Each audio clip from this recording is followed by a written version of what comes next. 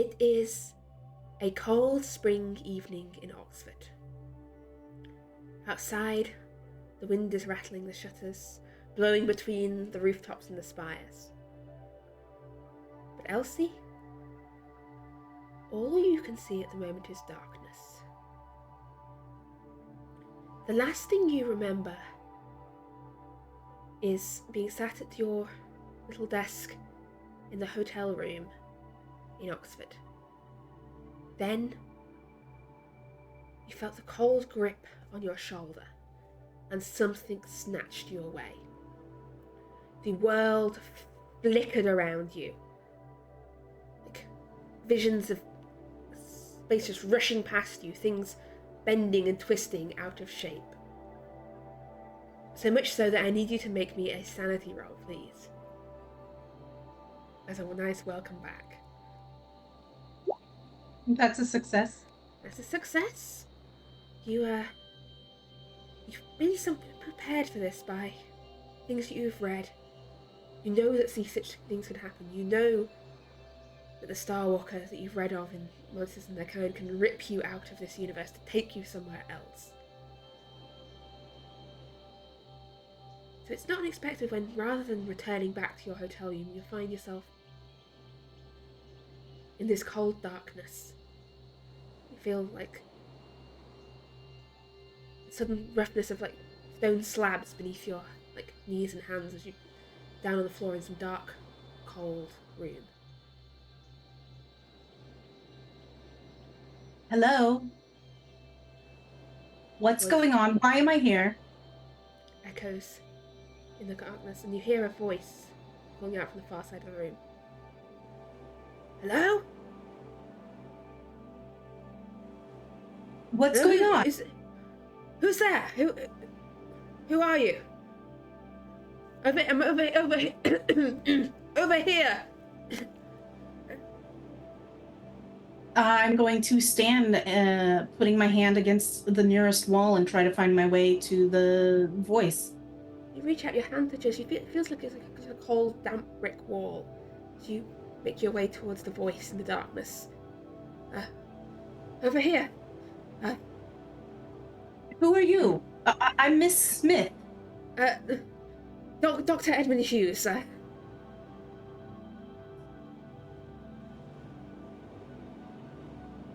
You work at Oxford? Yes. I don't. Do you know where we are? What, I don't know where we are. Definitely something strange going on, but we, as in my companions and I, are going to try to find a way out of this situation. Have you tried to find your way around the room? I felt my way around the wall. There doesn't seem to be a door. I am going to check my pockets. Okay. I'm assuming I'm in a dressing gown, so I might have pockets. Yes. You've got like a your dressing gown on. You've got pockets. What else do you keep in her pockets?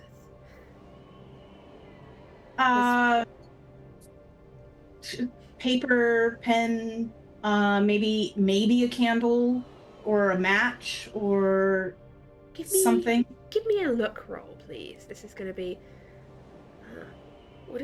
Yes. Feeling around in your pocket, there is a small box of matches. You haven't got a candle, but you have got a box of matches. And a handkerchief, and probably a handkerchief, a box of matches, and a bit of paper. You probably shoved in there.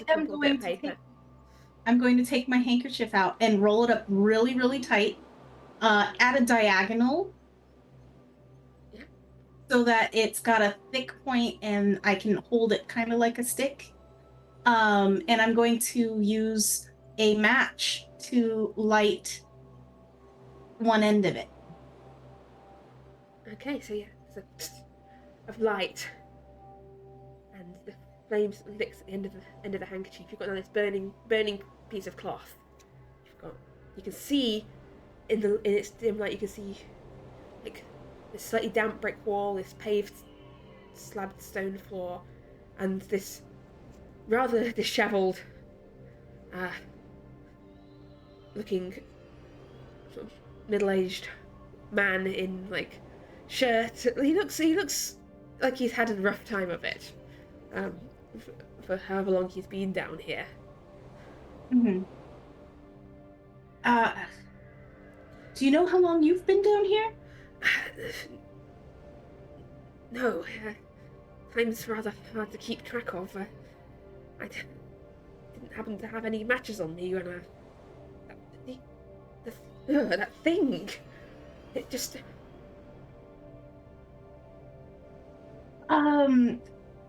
Let's see. I'm going to hold the burning bit of cloth up as high as I can. See if there's maybe a hole in the ceiling. Make me a spot hidden roll, please. You should hold up the light to see the ceiling. That's also a success. Yes. There is what looks to be like a trapdoor in the center of the ceiling of this room. Oh, do you see that? Of course, let's see. I think of this. It's quite. It's probably about. The ceiling of this room is probably about 10 feet or so off the ground. How tall is the gentleman here? He looks to be about 5'7".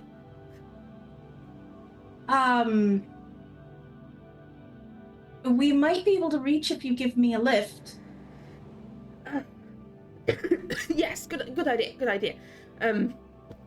It's dusty down here. The flame is sort of looking towards the end of the cloth at this point. Have you got for a light? My jacket. My handkerchief. I'll have my handkerchief.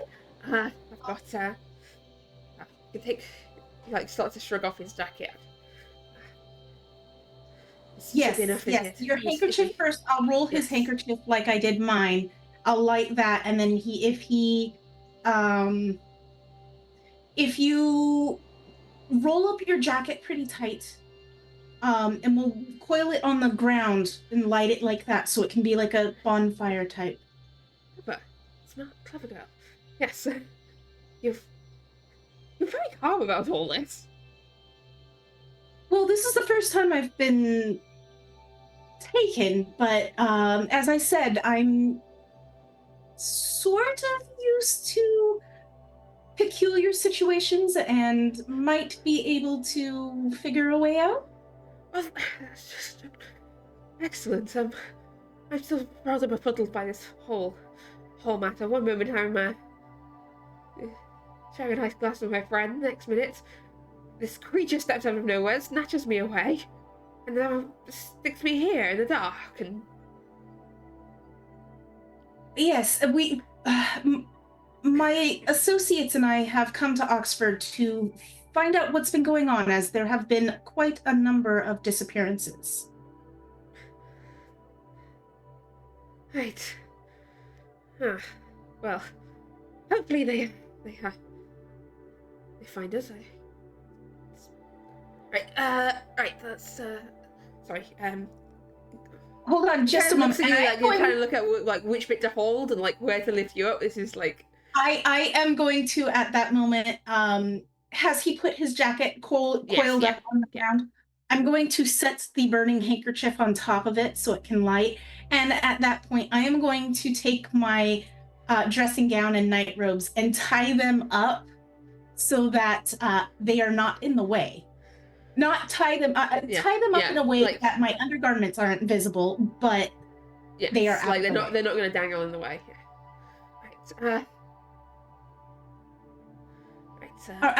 Here, put your hands like this first. Yes. Right, and I will use his hands to boost up, maybe try to stand on his shoulder. Oh, yep, bad shoulder.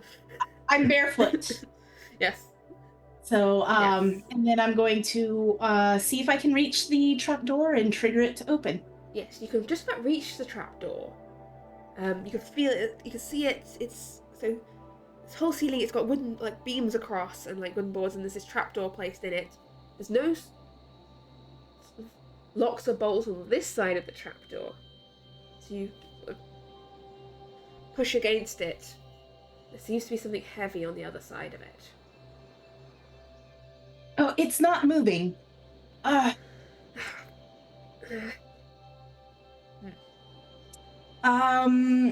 is there any light coming through any cracks? Doesn't seem to be, no.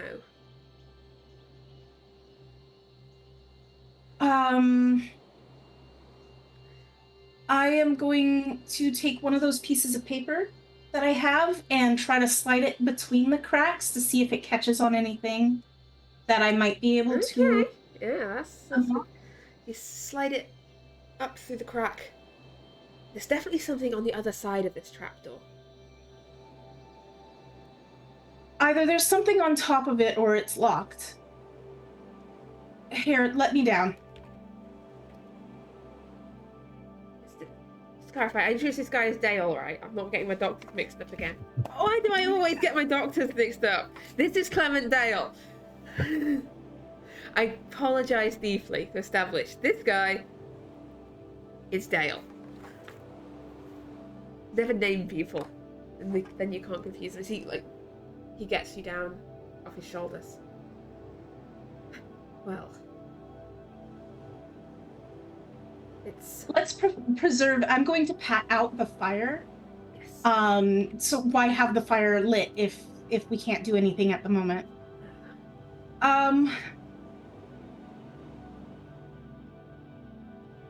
I'm not sure how to get out of this situation. The only thing I can think of is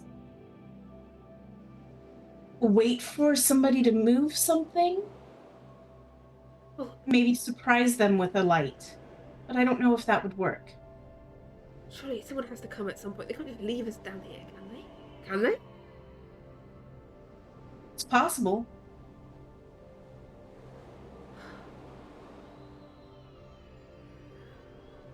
Right. This whole thing doesn't make any sense, but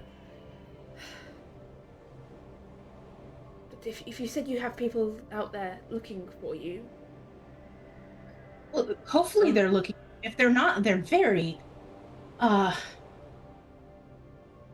no, they have to have be looking for me, however long it was. I'm going to start pacing with my hand along the wall, just back and forth, trying to think of a solution. okay. So as you pace the wall in the dark, and time passes by,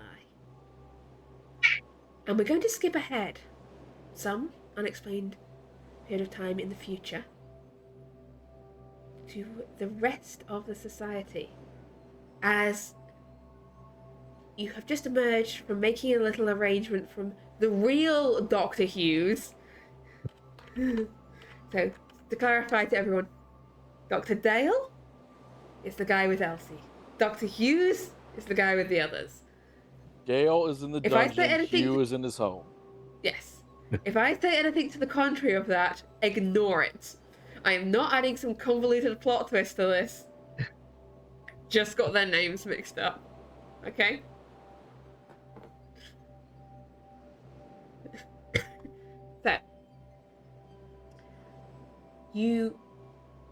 So, Dr. Hughes is Ignatius. Yes, I know just the correct person. I just need a minute to get everything in place. You tell the others and have them ready in the. Well, I've just come back from them, Yes. and we're gonna do a swap. D'Angelo doesn't feel comfortable with the ritual, but we have a friend back at the hotel who's probably a little bit more talented and smarter than D'Angelo, less of a coward, so it's probably for the best anyway. Right, excellent, excellent. As long as the number's the same, you go fetch your other friend. I will I have some preparations of my own to make. Right, And right, I will. right. No, Remember, absolutely. I will have the sacrifice will be under the table. Just don't. No need to let the others know about that aspect. You said you can manage to conceal it with. I got you. Right, right. Just one moment. Gotcha. I will. I'll tell you what. I'll ring you from the hotel if anything goes awry, but it should be okay. Excellent. Yes. And I'll go get the others, and this will work. And I'll tell them that the ritual requires you sit very still, rigid, and blah blah. I'll finesse it. It's fine. All right. I'm gonna make my way back to the group. However many rooms and that takes. Okay. Mortimer, Reeves. Yes. So, we're gonna go grab Johann. We'll travel with D'Angelo, although it appears he's taken off early. I guess he really didn't want to be here, which I can't blame him for. Let's go grab Johann, and we'll talk on the way.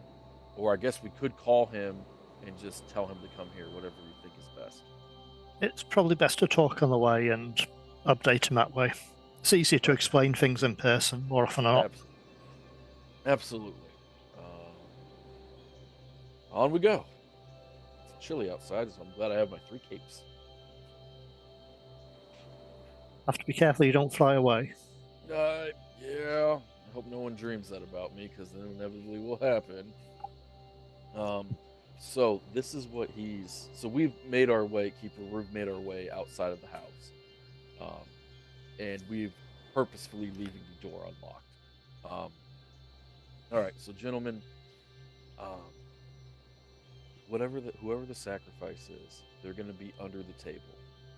So the way that I think that we should do this is let him get like 5 or 6 seconds into the ritual, and then we just beat the hell out of him. And by we, I mean you, because I am tiny and small and cannot fight. But we have a combat librarian. Can Johann fight? He's pretty good with a sword. All right, perfect. Do you think he has the sword? Who knows? But he could always, yeah. We'll work something out. I think as soon as we feel he's let his guard down, I can always shoot him with some sort of tranquilizing dart. That works for me. And I do not want. Oh, go ahead. I'm sorry, Doc. Oh, sorry.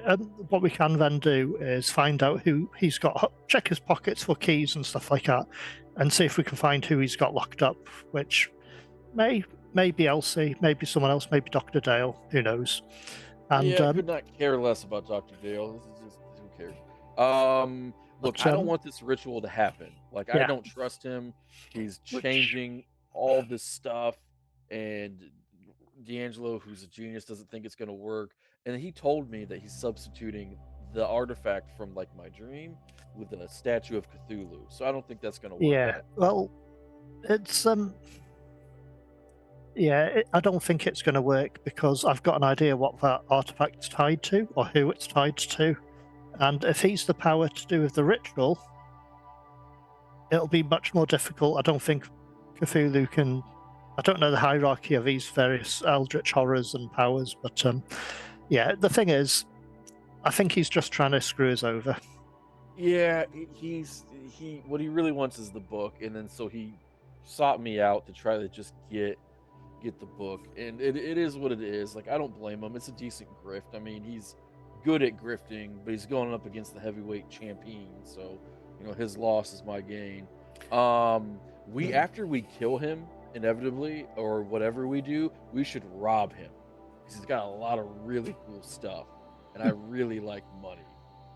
Well, once we sort of drug him and tranquilize him, we can lock him up where he's locked the other people he's holding captive, or the fact that he's been getting a lot of laudanum and cocaine stuff recently, we can basically give him enough of it to kill him, and make Yeah. it look as if he's bought too much or brought too much of it in. Wait, And cocaine can kill you? enough of anything can kill you. I mean, if you have too much water, you drown. I have done so much I know I don't believe you. I just do not believe that cocaine. Well, It's too much of it's a- anything can. It's a But medicine. we can make it look as if he's overused some substances or accidentally killed himself with something. Works for me. I mean, you got to turn every opportunity to. Yeah, I don't think the college will make a big thing of it because it would damage their reputation to see one of its esteemed members doing something like that. Yeah. If we can find some of his handwriting, I could always write some strange note making him out to be confused. We He could is leave. really confused. Yeah, we have to save Elsie, just so I can, if nothing else. Like, yeah, I want her to live, but I also want to gloat about being right about these Oxford assholes and that stupid little college boy that showed up at the house. And I need her to marry Johann, so they can stop making stupid kissy faces at one another. It upsets my stomach. Also, was right about What? that. Basically, it's they are clearly in love with one another, but they're I- both too timid and meek. And I had it's- no idea about that. We'll see Doctor, if we that's- can get them together. It basically, this is long and short of it. I'm a genius with plans. They always go right. I am almost always right, and I am an amazing magician. This is all But- about. I have 3 capes, Doc. No. 3 capes. No, John, correct me if I'm wrong, but what of this curse that we're meant to be trying to get off you? I Yep. mean, can't we? If we're going to kill him anyway, can't we just make use of him to complete the ritual? No, it's gonna. I have be no idea how worse. this works. It's gonna be. Listen, this is how my life works. Whenever I try to fix something bad about it, like addiction, and then something worse happens to me. So if I try to let this man do the Cthulhu ritual, and then some big, like, sea god is gonna like eat me for all eternity. Like I was born at night, but not last night. I'm not gambling on it. I don't think the ritual he plans will work. I think Hmm. D'Angelo mentioned something, I think, but maybe that's why he's not here. But I don't think it'll work. I don't trust this doctor. I think we'd have better luck studying it ourselves and working out with the knowledge we have between us all. If we don't have the knowledge now, we can work on it. Absolutely, I'll play the long game, and the thing of it is that as long as I'm with the society, I feel safe, and we have brilliant minds and the resources, and I'm kind of an asshole, but I'm useful. I make things better sometimes, at least theoretically, so I contribute, and it's like, yeah, I get a good rate at rent, so I'm content. I'm content. One thing we might have to think about is whatever we do, regardless Dr. Hughes, we'll have to do it quickly because I suspect he's quite dangerous if he's given some sort of warning. Possibly- yes, He but might he's summon that stupid. creature. He might summon that creature again. Admittedly, we didn't leave it in a good state last time, but it may turn up again. So it'd be best we deal with him quickly before he Oh gets a yeah, chance. that's so like he starts chanting, you hit him with the dart, someone smashes him in the head with the vase. I don't know. John Greaves does the rotating librarian kick that I've heard so much about. These things it'll all work out. We'll save Elsie, and then we'll make it back to the hotel and have a raucous night of drinking, and everything will be safe. This is not even going to take more than 10 minutes. I have a great feeling about this. The other thing we'll have to consider is what happens with the maid, Daisy. Well, she's under that spell, and She then, is. so we either try to break that spell, or we have the talk with her, where it's like, I know that this is bad, and your employer got murdered or whatnot, but maybe just take some of his stuff and go to a nice place. Like Oxford is horrible. Like any place is better than here. Yeah, as long as we're sort of sharing the opinion it'd be a bad idea for anything unpleasant to happen to her. She's pretty much innocent in all this. Yeah, she's 100% innocent. So yeah, other than that, I am confident that nothing is going to go awry. I just have a great feeling. That's good. Let's go with that. Yeah. Celebratory cocaine? Oh, thanks. Cutting back. I'm good, thanks. All right, I think we're here, and I'll wait outside. I kind of like the crisp air. Let you guys go collect Johan. Sit on this bench. Yep, sounds a plan. Okay, I shall wander in upstairs. We'll wander in upstairs and we'll wander to Johan's room to see if he's about. Oh, Mortimer, and, make sure your guns are reloaded in case we have to. Oh, I'm only taking the one this time. I think I don't want to draw too much attention. I've brought a gun with me I haven't fired yet, so if we get caught, I can show it and they can tell it's probably not been fired yet. It's much bigger than the other guns I had. But I'm hoping the tranquilizing dart, it won't do much damage, and I don't think it'll be any useful against that creature. But I'm just hoping to sedate him enough to possibly knock him out with something without killing him there until we decide what to do with him. But hopefully we manage to find Elsie and Dr. Dale. I'm hoping we find both of them. But yeah, I'll be ready in case that creature turns up anyway, but I think shooting will be a last resort because there's been so much gunfire going on. I think the police will be on guard for something like that happening again, and it'll be difficult to talk a way out of shooting one of the doctors of the college in the head with a gun. But then again, that's only if they find the body. But That's true. yeah, I'll avoid shooting if I can help it because of the noise. It'll draw too much attention. It means we can't rescue Elsie if she's held in that room. But I'm sure it'll be fine. As Ignatius said, it'll all go smoothly. But, what do you think of our plan so far? Well, it sounds pretty reasonable so far. I'm just curious how we're going to, hopefully how Elsie's going to show up. I think she's locked in that room and being drugged, but we'll see. So we're probably arrived at Johan's room now, so I'll just knock on the door. All right. And we knock on the door loudly. Yeah. So you knock on the door, and it'll take a moment, and then there's who's there? Dr. Mortimer Davenport. And John Graves. And the door opens a little, and you see like the face peeking through. And if you're looking a little lower, there's like a drawn rapier.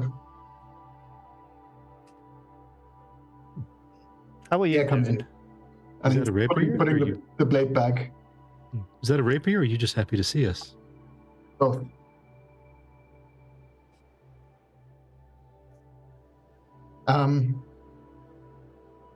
I've been laying low a little. Get in. It don't need to be seen right now. There's been the firefights, and it's been a stressful couple of days laying low. That it has been, but we have, well, after the firefight and we did a bit of a quick getaway, we managed to escape due to some strange mist that appeared. And on the way we were escaping, I noticed a door shutting on Dr. Hughes's house, as if someone just rushed in quickly and shut it. But we've visited Dr. Hughes. I think he's planning to do some sort of ritual thing. We've managed to convince him to do a ritual to help break the spell that's on Ignatius. And he's planning to use some sort of weird statue thing in it. but Ignatius convinced him that a sacrifice would be necessary. So he's going to bring someone. He says he's got someone. So we're not sure whether it's Dr. Dale or Elsie, but he's holding someone. Well, he's actually holding a woman, we believe, captive in his house and dragging him with laudanum somewhere. We found Ignatius spotted the room. We believe she's held there. And the plan is to trick him into, well, we've convinced him about doing this ritual. He thinks we're all going to help him. But we have an alternate plan to stop him from doing the ritual and saving the people he's got captive. But that's pretty much the plan. All right. So, yeah, we're going to stop him before he actually starts the ritual, but it looks like he's the one summoning that creature. Oh, I forgot to mention, Penny, the young lad who'd given us the information that seemed to set us up. I spoke to him earlier today, actually, and I wanted to find out where he had heard the information about Rose meeting up, and he can't remember. It looks like he may have been hypnotized or mesmerized to give us that information. He can't actually remember where he got that information from. So it looks like he's been influenced by Dr. Hughes as well. And his maid seems to be hypnotized somewhat as well. She seems to be having problems with memory gaps and stuff like that. But anyway, he's quite dangerous. We'll have to deal with him. Let's get that done. The quicker we are getting this past us, the better. Yeah, pretty much. Sooner it's done, sooner we can return to our day jobs. Okay. So, as you make this plan, as you're preparing to sort of deal with Dr. Hughes, we return some point in the past, down in the dark, to Elsie and Dr. Dale. And time has passed. No one has come. The trapdoor upstairs has not been opened. You've been saving the flames to save on the light. And just alone, well, a pair of you alone there in the darkness. And I will be asking for another sanity roll from Elsie. So you're beginning to realise, like, maybe no one's coming. Like, That one is a fail. yes. You should just, this 1 point of sanity, just taking away this feeling like potentially nobody is coming. They might just leave you down here to rot. Alright. Unless you find a way out yourself. Time has I've been by. pacing this whole time, maybe stopping to rest for a little bit. My hands have been in and out of my pockets a bit, fingering the paper and the matches and anything else I might have had. And I have an idea. Yes, what is it? Sorry. How do you feel about prayer? Right. I mean, I tried praying at first and nothing happened. I mean, UK, which is potentially an answer to my prayers, but then I feel bad because now you're trapped here. No, I think we should try again in earnest. I will kneel.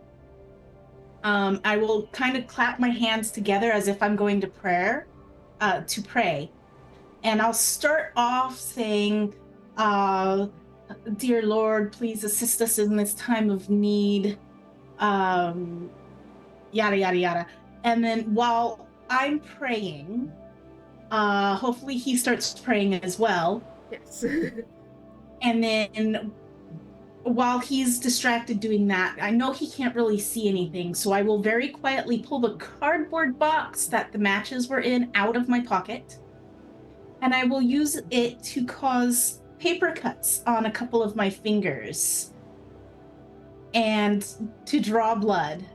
And I am going to, this is the first time, so I'm under my breath praying that this spell will work. and I am going to attempt to summon at command an invisible servant. You're trying to summon something there in the darkness. So there's no light currently. This is just utterly in the darkness. No dark, no light. The fire's been out. Not even glow of ashes. Okay. Well, first of all, you need how many magic points are you putting into this? I think I should like to put in 10 magic points. Okay.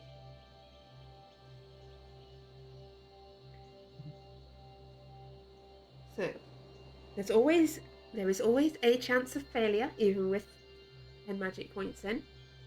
But it will be high, but we need that hard power roll success first to see how the spell goes the first time you're attempting to cast it. And that is an extreme invoke it. Yes, it is indeed. So, with 10 magic points put into the spell, an extreme power roll success, and please roll me 1d4 for your sanity, please. That is a 1. Only 1 sanity point lost so far. As you feel something. As you chant, as the minutes pass by, as you can hear Dr. Dale's prayer. This is more along the lines of, "Oh Lord, please let someone come in and save us from this darkness." As you feel a whisper underneath your words, something is answering you. Something is there in the darkness with you. And you can't see it yet. You can very much feel its presence. Feel this, something is there, and you feel this soft touch of some invisible tendril against the back of your neck.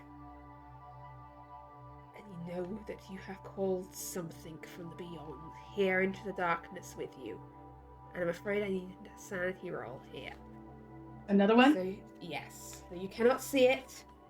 My mouse is not working. Oh dear.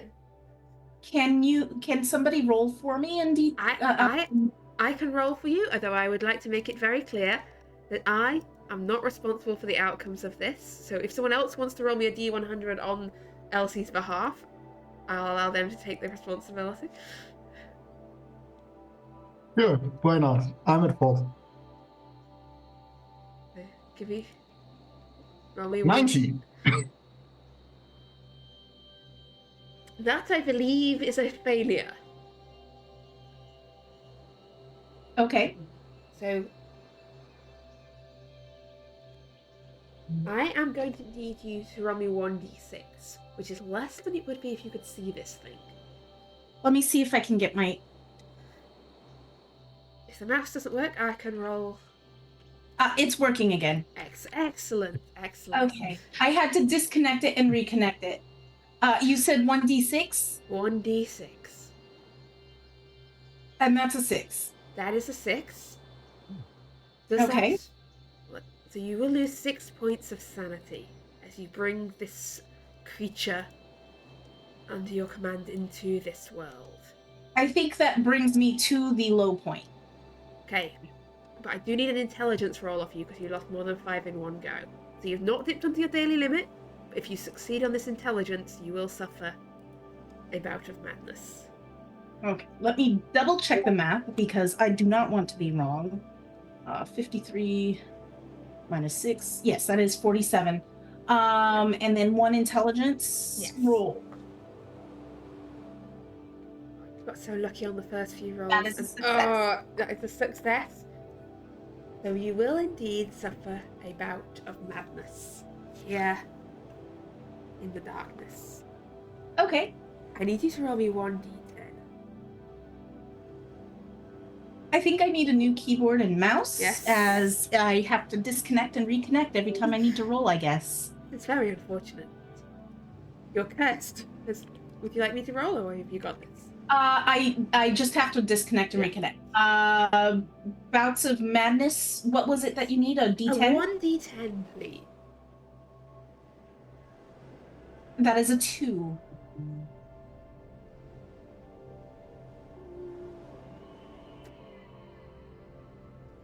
Alright.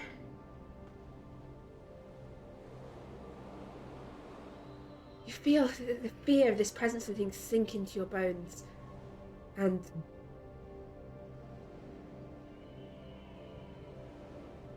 nothing changes. All right. Everything is fine. I'm in denial. Got it. Everything is fine. All right. But you can feel this thing. It's itching. It's waiting. It wants you to do something. I am going to whisper to it so that Dr. Dale doesn't hear. Remove the obstacle to get us out of this room. You feel hear this slithering noise in the darkness, and this soft, almost like slurping noise. Oh God. It Is it fungus? The presence of this thing as it slithers away from you in the dark. And we'll come back to Elsie in a moment. As back at the hotel, the rest of you had a plan, I believe.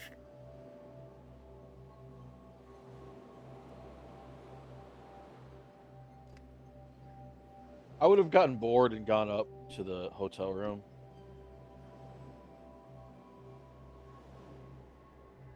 Hey, Johan, John, Mortimer.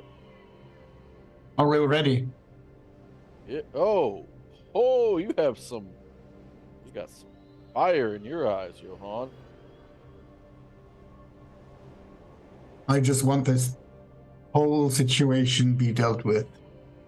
Hey, I understand, man.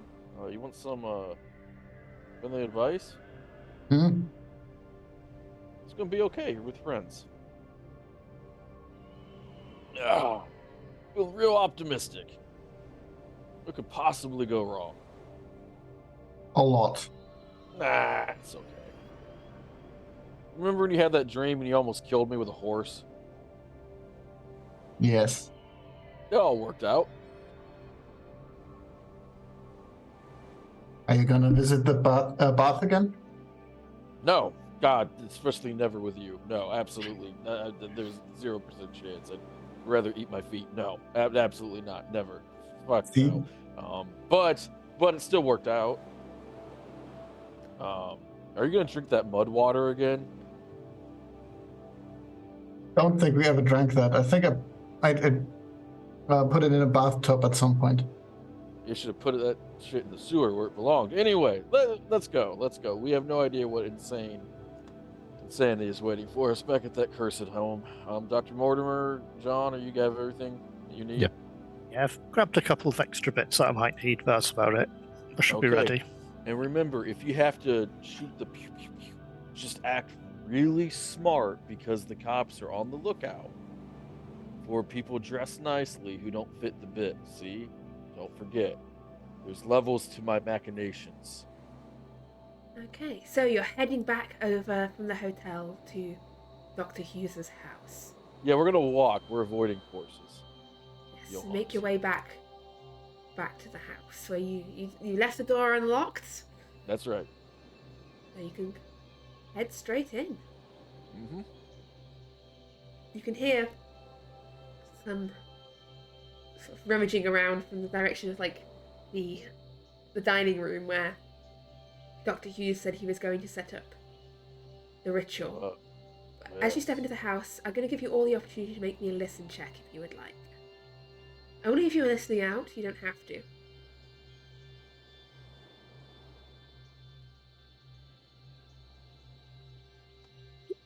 Yeah, I think Mortimer would be listening about to see where everyone is in the house to make sure no one extra's turned up.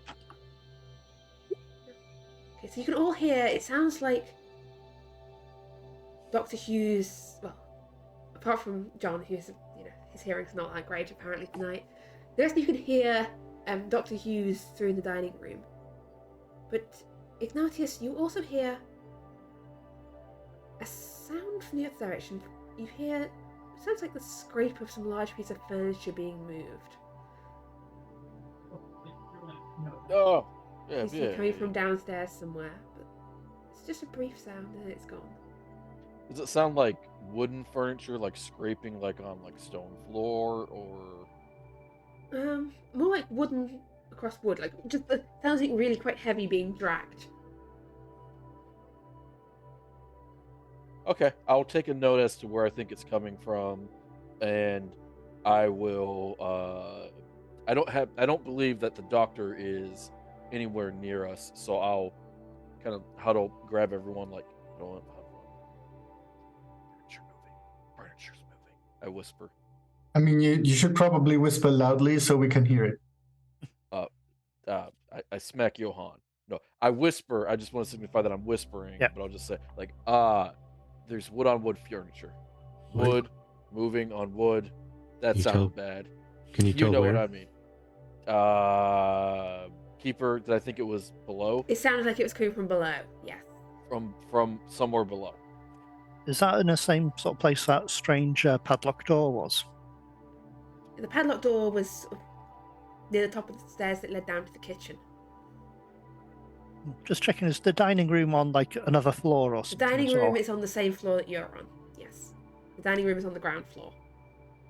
The ground floor, so it's like a basement level is where the sound came from. Yes, somewhere downstairs, yes. Ah, okay. Hey, Doc, I whisper once again. This might be a good time for you to ready your battle dart, Dr. Mortimer. Yeah, it'll be best to catch him off guard. Okay. Should we just go straight in now? Yeah. Let's just. And to check where his maid is as well. Yeah, actually, I have an idea. How about I call for her to see if I can get her to bring us some booze? That way I can force her to a different part of the house. Did we hear where she was? You didn't know. Okay. Yeah, let's So you're head going to through see. to the dining room? Yeah, I'm going to head through to the dining room. I mean, we can always ask Dr. Hughes where the maid is. Okay. Is everyone else also heading through to the dining room, or does anyone else have anything they'd like to do? Yeah, I think I will go to the dining room to, introduce myself to Dr. Hughes. I don't think he's met me. You had before. met him, yes. He is the same person who gave the talk you attended. Oh yeah, right. Yes. So I'm going to obviously say that I'm very interested in that ritual he's about to prepare, and I'm trying as we talk to basically turn him over, right, by slightly moving myself around to get the others and time to prepare whatever they have. Sorry, what are you trying to do here? You're trying to distract him, or you're trying to... kind of distract him, kind of basically talk to him, and then take a step to the side and take another step to the side until we've traded places, basically. Yeah. So as you enter in to the dining room, he's got this long table in the middle. There's a tablecloth covering it that reaches down to the floor. Right. And he has, on top of this table, he has laid out several items. There is a small statuette made of this oily black stone. There is what looks like a small stone bowl. There is a book without a title that you recognise as a book Ignatius has had in the past. I think he's shown it to the group. It is the translations, it's the Lacey book. And there's what almost looks like a ceremonial ornamental knife, like a silvered dagger, all sort of laid out next to each other on the table. And there's a candle burning at each end of the table. So as you push open the door, actually the statuette would be covered. It's got a little cloth over it. So currently there's just a little icon with a cloth over it in the centre. As he beckons you all in, like, Ignatius, Davenport, Mr. Green. Oh, you should have said your friend. We've met before. Yes, indeed. Come in. Yes. Come in. I believe all preparations have been made. We are ready. Quick question, Dr. Hughes, because I mean, this ritual would go. If it's interrupted, it'll be really bad. How do we know no one will interrupt us? Like Daisy, for example. I mean, she could just walk in.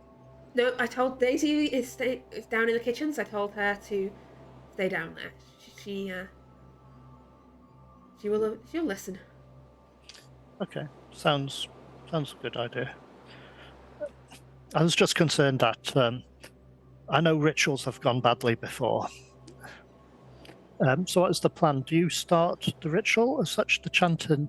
Yes. We take our places. If we're spaced out around the table, we want Ignatius here as the focus. He is the one we want to focus our friend's attention on. We need to, in order to break the hold already held on him, we need to call this a greater power.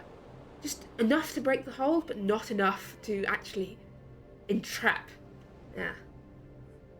Mr. Emberath under any other long-term implications. This is a careful operation.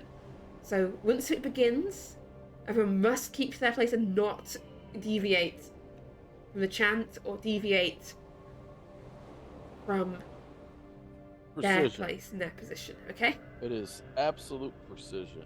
Yes. However, I think before we begin, we should probably try to de-stress ourselves a little bit. I like to blow off just a little steam by doing a couple magic tricks. It's worked. It's worked. Look, I think actually before we begin, Mr. Emberath, you and I, as you're the focus of this, and I'm the leading ritual, can just step outside for a moment, because there is just a little matter I need to discuss the details of to understand. About my positioning. Yes. If we could just, Yeah. Absolutely, positively. And Yes. Quickly before we go, card trick. But ow! See? Or if the others could just step outside for a moment. Actually, maybe best if you three could just step outside to the study for just a moment, if you gentlemen wouldn't mind. Yeah, No sorry problem. about that card hitting Okay. you, Johan. I'm sorry. Sorry about that card hitting you. It's just, Oh, no worries. Yes. That's why I keep 17. It's 17 just decks on. a minor It's, detail. If you would it's just about my positioning and it's Yes, pedantic. yes. Yeah, absolutely. he sort of like ushers you back out the dining room. Yeah. As he does so, we're gonna go pop down to Elfie for a moment. As you hear the scrape of something heavy being moved above you. Do I get a sense of, is it directly above the Yes, above the trapdoor, yes. Okay. Dr. Dale, do you hear that?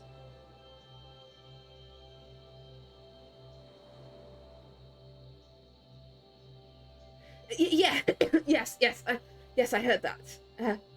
I think we have our opportunity. Here, lift me again. And I will the same way, I will climb up onto his shoulders and try to move the Make me a sanity check, please, if you do this. You want me to go past my daily allotment? Yeah, no, this is just. No, that's Yeah. a fail. Yeah, Dr. Dale lifts you up. You don't lose any further sanity. Okay. He lifts you up to the trapdoor. Okay. Does it seem like the scraping is removing something from the trapdoor? Yes, it's like something heavy above it has been dragged away. As you push against it now, the trapdoor moves. You can lift it up. Oh, good. It's moving. I'm going to lift it up, and can I can grab the edge of the Edge of the trapdoor. thing and pull you up. Yes. Yes, you can do so. Okay, I'm going to do that, and then before I pull myself completely out, I do want to take a look around. The room you're in is pretty dark. It seems to be some kind of cellar. The only light seems to be coming down from the top of a set of stairs leading down from a door above. Just a crack of light coming through from underneath the door and through and around the edges of a door at the top of a set of stone stairs that leads up from the room you're in. The room you're in seems to contain, there's like a large wooden chest that you think would have been over where the trapdoor is. There is a table with various cluttering items on it and a bookcase at the far end of the room, but you can't really see any of them other than like very, very, very dimly in the darkness. There is also, in the centre of this room, a thing in the air, this amorphous mass of twisted, semi-translucent matter.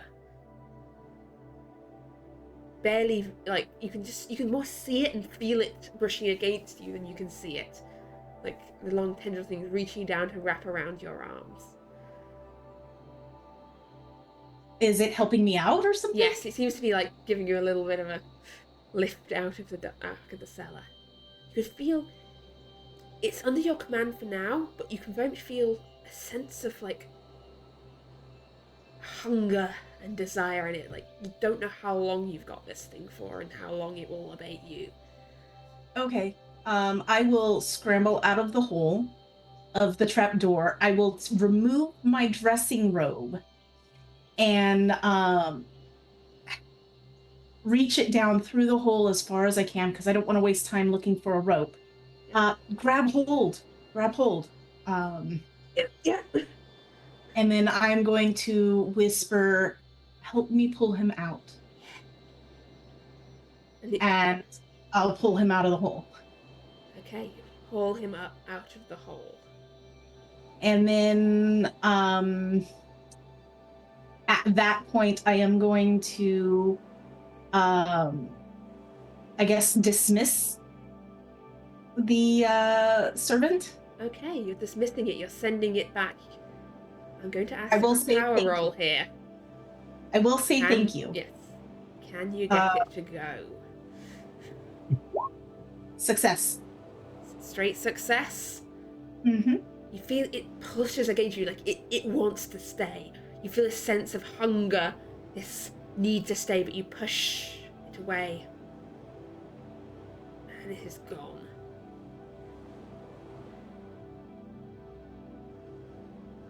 It's just you and Dr. Dale in this room with a stone staircase leading up to this door, through which you can see light.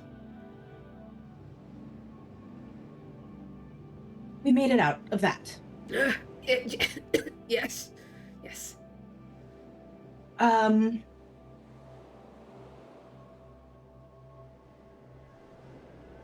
We should try the door and see if we can get out.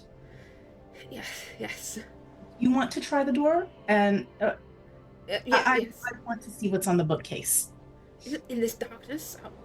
Yeah. I pull out one of my matches. Just don't set fire to the place. I won't. I pull out one of my There matches. also does seem to be like a candle on the table, like a little candle holder on the table. Oh, perfect. I'll light the candle. Okay. You light the candle, you can see a little better in the room. As Dr. Dale goes up to try the door, we're going to pop back over to Ignatius and Dr. Hughes. As the others have been ushered out the room, he goes, "Right, I did as you asked. They're under the table. I just didn't know. Are you going to handle the, bit? No. No. Well, how do I do it without anyone? You said the others can't realise, right? Are they not in on it? They're not. Or are they in on it now? Are they accepting of this? No, they don't know about it. Yeah, sure, whatever. Okay, this is what we're gonna do, okay? At a certain point, you're gonna demand or tell them at a certain point that they're gonna close their eyes and that the ritual is going to make certain unseemly sounds, but if we open our eyes we'll be cursed. Right? So we're just Excellent. You. Yeah. There's always whatever. You are a genius when it comes to I this sort of am thing. guilty as charged. Yes. And so then but to okay, remember, if you don't believe it, they won't believe it. So you have to keep your eyes closed too.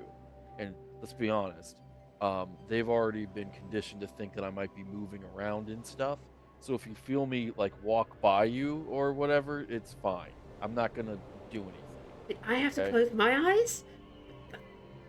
Are you okay? So we're honest men. I'm a con man, so just trust me. I am a professional. That is a Right. statement that. I am a con man, so just trust me. I am a con man. You have to trust me. Well, in this sorry, this is now not Dr. Dale's cough. This is just my cough now. Yes. In this case, right. We should better call them back in before they wander off somewhere. Let me go out there and talk to them about it, okay? Because Yes. it's okay. Give me like Yes, it shouldn't take more don't- than a handful of minutes. don't But be long. give me a couple. Okay. Do me a favor. When we walk in, it'd be really helpful if we saw you like looking professorially and reading something. Okay, we have to sell them on this con. The actual ritual is not a con. This is a real I know, but ritual. I understand that, but it's all part and parcel. See, this is look. I haven't. I can read something. Yeah, it's just look. I like you. We're gonna make a lot of money and gain power together. Okay, this is the start of a wonderful. You just have to just trust me. Okay, it's like a little bit of. Give me a fast talk roll here. See if he's still buying this. Is he starting to get suspicious here? No, he still seems to be buying this for now. Yes, he's still under your spell. So yes, you step out to find the others. The Right, other three of okay. you. I'm gonna grab them. You've had a few minutes since you were ushered out the room. Is there anything you want to have done in like those essentially 5 minutes? Yeah, I'd want to check check the hand crossbow and load it up with a tiny little dart. And I'm not sure how you are for me for drugging it. I don't know. Something that could sedate him. Whether you'd say it'd I be. don't think you've got anything like. I've got drugs and things like that. Got stuff, but with it, like, none of it is going to be an instant sedation. No. Like, crossbow bolt dart. It's not really a it's very. not As the delivery method goes for like sedatives, crossbow bolt is. No, it's. I know it's not quick. Just wondering what other options I've got regards drugging him quickly. Yeah, anything is going to. Like, you can drug him, but it's not. None of them are going to be instant. Okay. Like, well, if you could, even if you get like a needle and like wrestle it into him, like it's still going to take like.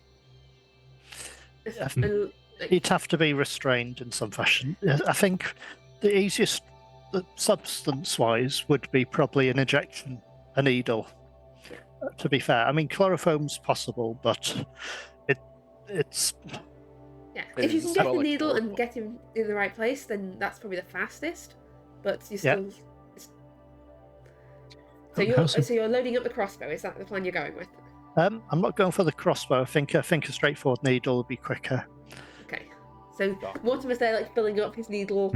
Needle Well, or chloroform, one or the other. I'm not sure which would be. Which Needle. one are you preparing?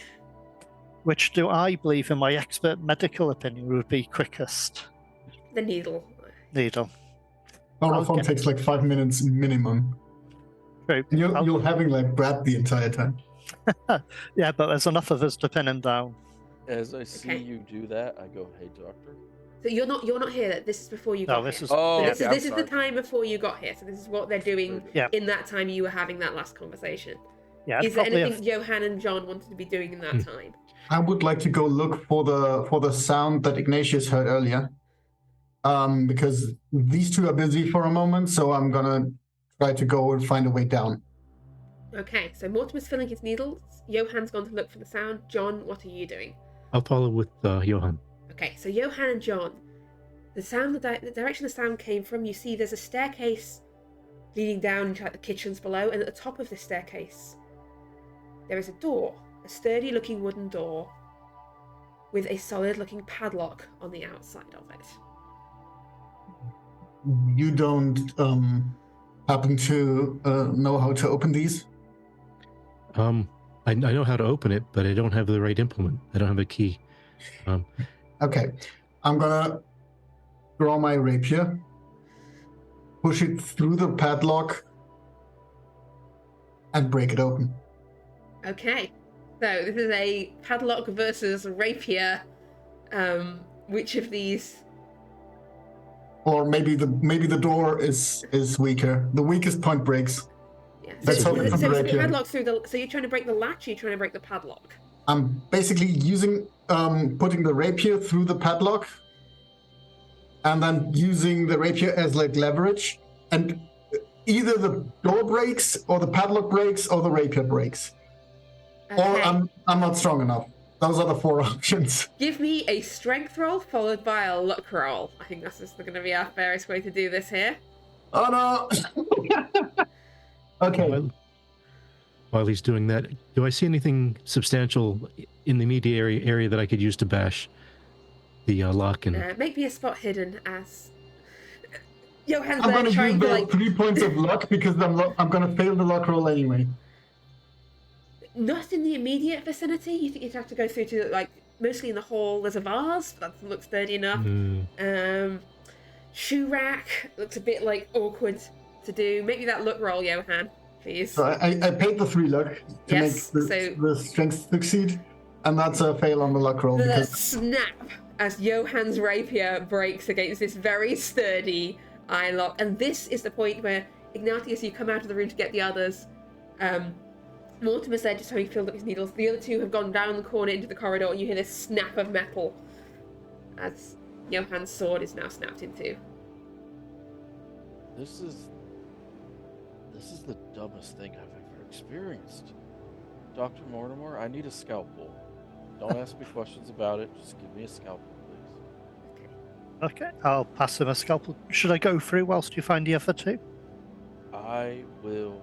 You please stay here. The other two are just around the corner. You can see them. Like, this is not a massive house. I will. Like, I will go get them. I'm gonna walk over to Johan and John Greaves. I'm gonna say, come on over Okay. here, please. As you go get them, we're going to go back down to Elsie.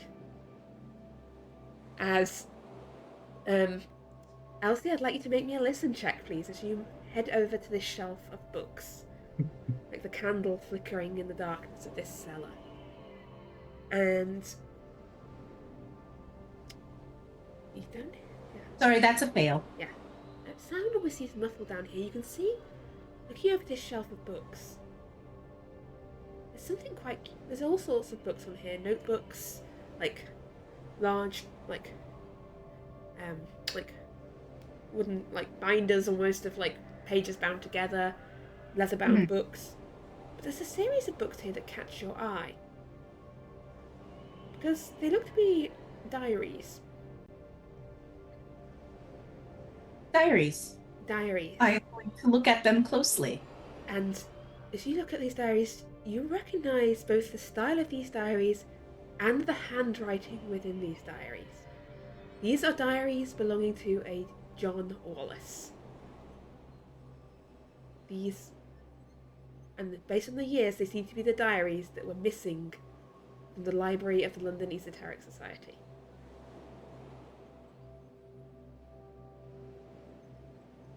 Also alongside these are a few other sort of notes, things in Maddie's handwriting, notes on various books. So the things that were missing.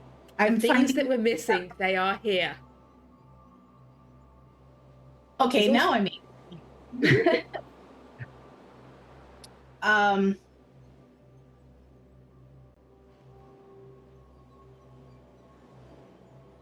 Dr. Dale, any luck with the door? No, it seems to be locked from the outside. I can't make any headway. He rattles ineffectually at the door handle. No, definitely something's got it locked from the other side. Anything useful down there? I am going to look for anything that might be useful, a crowbar or anything that I can use to open up the door. Okay, give me a spot. If it's a hammer and a flathead screwdriver of some sort that I can remove from the hinges, that'll work too. Give me a spot hidden to look around as we go back upstairs to the other floor. Ignatius, you took a scalpel off Dr. Mortimer. Yep. I am going to spend the luck to pass that, by the way. Okay, we'll get back to you in just a moment. And what's everyone else doing? I'm gonna huddle up and whisper again, or try to get them to. So this is what we're gonna do. At a certain point, he's gonna ask you to close your eyes, and then I'm gonna get up because of the movement required by the ritual, and then I can hit him with whatever object we want to hit him with. And if nothing else works, I motion with the scalpel. So we should be right as rain. Oh, So why is there a sword on the floor? Like with the blade of a sword. The blade of a... Pick that up, please. so at what point should we drug him as such? When you give us the signal? Right, like when we get to the point where he asks me to stand up, it's probably going to be very Gentlemen, early. I am ready. Absolutely. Okay, I'm gonna So I might need help. But, I'm gonna rush back in, and I'm gonna run up to him real quick, and I'm gonna say, "Have me get up like super early in the ritual." Okay. Yeah. Yes. I think that's gonna work out best. So Awesome. where should we all stand for this then? Come in, close the door behind you. Close the door. Close. I try to right. position myself near the doctor. I want to be close by to him, I'm gonna Okay, shove so you want to be on one side of him. pretty much. Ideally, ready in case that's. Mortimer is on one side of him. Ignatius, if you would stand on my left-hand side, please. Are we standing or sitting? Standing. Okay. Very good. More power that way. Yes. This is not a seance. You don't need to do table rattling. This is on your feet, please, gentlemen. Understood. as I leave the door that I tried to break open. I'm gonna shove the broken still length missing of my one, yes. rapier below the door so that he can see it. Okay, you're just gonna like. Right, so I'm shoving basically the broken tip of the broken blade below, and then I'm putting like the handle back onto my sheath so it looks like everything's fine. Yeah, you just got. And then I'm going basically back and pretend like nothing ever happened. Okay, so you fine. Yeah. Please Yes, close the yeah. door behind you. Sure. If you take there between Mr. Emberath and Mr. Greaves. There we go. Right. Gentlemen, let's just douse the gas lamps. Darkness is best for this. Now, remember, once we begin, No movement. do not upset the ritual. Now, he reaches out to put the cloth from the item in the center and pulls it off with a flourish. And underneath is this same oily black statuette that Ignatius you have seen before, but the rest of you have not. Does this look similar to the one Franco had? Yes, it does. It looks highly similar to the one Franco had. And I need a sanity roll from everyone who is not Ignatius here. As Mortimer, you have this sickening sense of, oh no. From everyone? Yes, please. Apart from Ignatius, you've made this before. Who would have guessed? So that's failure from Johan, a failure from Mortimer, and a failure from John. So this is going to be a very critical roll here. All I need you to do is roll me 1d3. As this presence, as the ritual, the lights dimmed, the lights flickering off this oily statuette. And you all sort of flinch back instinctively as Dr. Hughes begins to chant. And Mortimer and Irian, you lose one. John, I was reading. Mortimer and John, you both lose 1 point of sanity. Johan, you lose your remaining 2 points of sanity, and we will return to see how this goes in a moment. For now, Elsie, searching round with your candle in the darkness, there's no hammers in here. No, like, crowbars. But near the feet of Dr. Dale, pushed under the door into this room, is what looks to be the snapped-off blade of a rapier. All right.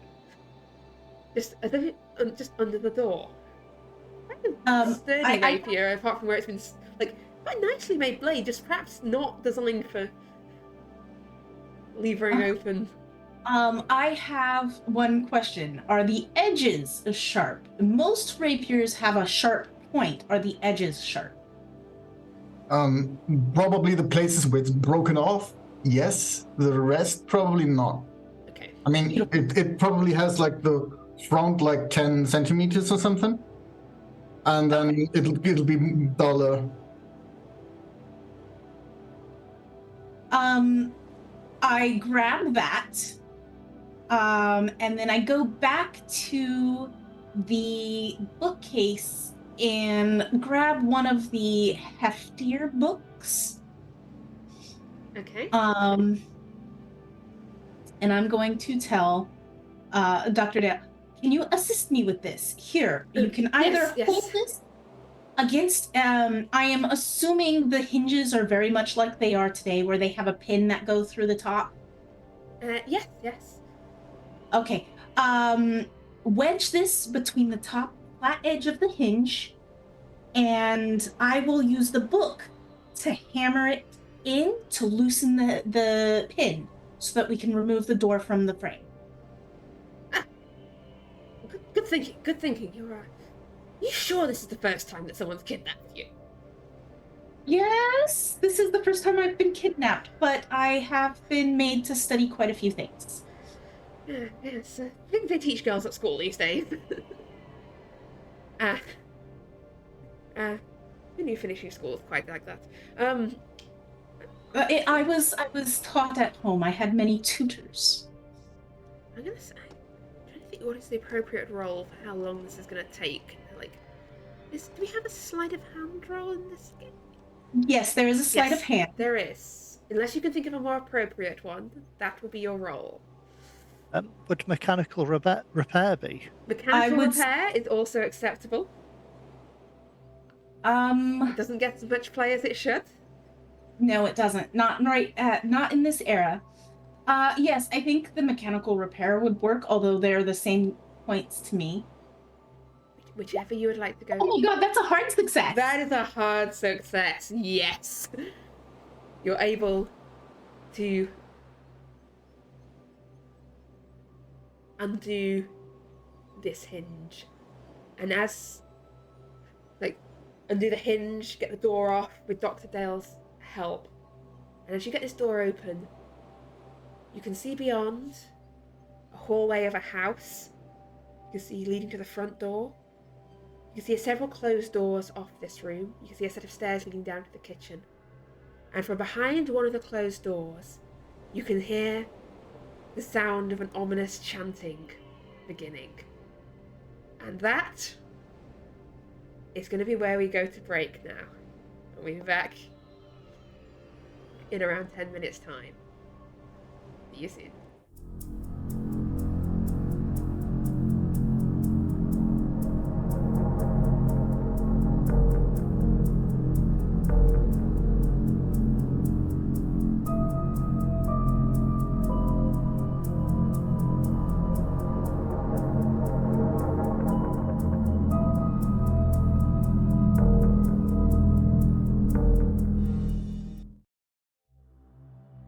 So, in the dining room, the ritual chant begins. Cloth has been pulled away from the statuette in the middle. The shadows seem to stretch out from it, darkening around it. As yes, Dr. Hughes begins his chant, calling upon the powers beyond. Out in the corridor, Elsie... I want a listen roll from everyone inside the room as Elsie steps out of the top of the stairs at the room beyond. She can hear the chanting from the dining room. The gas lamps in the hall flicker as you hear, "Yay, yay!" I think Mortimer's going to strike as soon as possible, as soon as the Yay, yay! statue's revealed.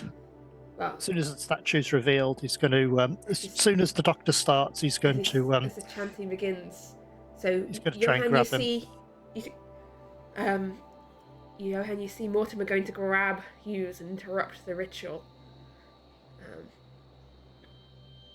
I am standing right next to him, so. Yes. Yay, yay! I'll keep chanting. I'll keep chanting, I'll keep focusing, I'll keep trying to make the ritual work. So Mortimer, are you deliberately going to grab him now? Yeah. Wait, no, stop! Do not. Yeah. And I look at Johan like, why are you not acting? And then I'll try to grab him as well to bind him so that Mortimer can. Yeah. Once I've grabbed, once he's secure, if that's possible. He's not. He's going to fight back. He's not just letting you grab him. Yeah, it's okay. I need a fighting Do I get brawl from you here. fight and brawl? Do I get an advantage No. if John's helping? If John's helping you, then yes. Mhm. Yeah. It's not an automatic jump. I am, after all this is resolved, because I'm kind of like watching, trying to pick my spot, I'm going in with the scalpel. Yeah, Johan, they're trying to interrupt this ritual. You need Is this pertaining the children of the deep? you don't really know, but they're clearly, in some way, it seems yes. But they're trying to interrupt this very important ritual. I'm gonna improvise. I know a spell. So Contact the your children of the purpose deep. here is to continue this ritual. All right. But they're So I trying to can't interrupt this ritual. improvise without these guys, right? Yeah. Well, you need to they are trying to hurt Dr. Hughes and stop this ritual. You are trying to continue this ritual. But we need enough people to continue the ritual. So Yeah. the moment they stop doing the ritual, I can't do anything about that because I can't force them to keep doing the ritual. You can try and So basically, I'm trying to You cover got the me, parts Yeah. of the others as well. Okay, I guess. But I mean, that's so we've got to fail it. So yeah, so I'm Dr. spending Hughes the luck. pushes. I'm Okay, spending let's the see luck. what I he only gets need on to his. spend 2 luck to get a success. The 100.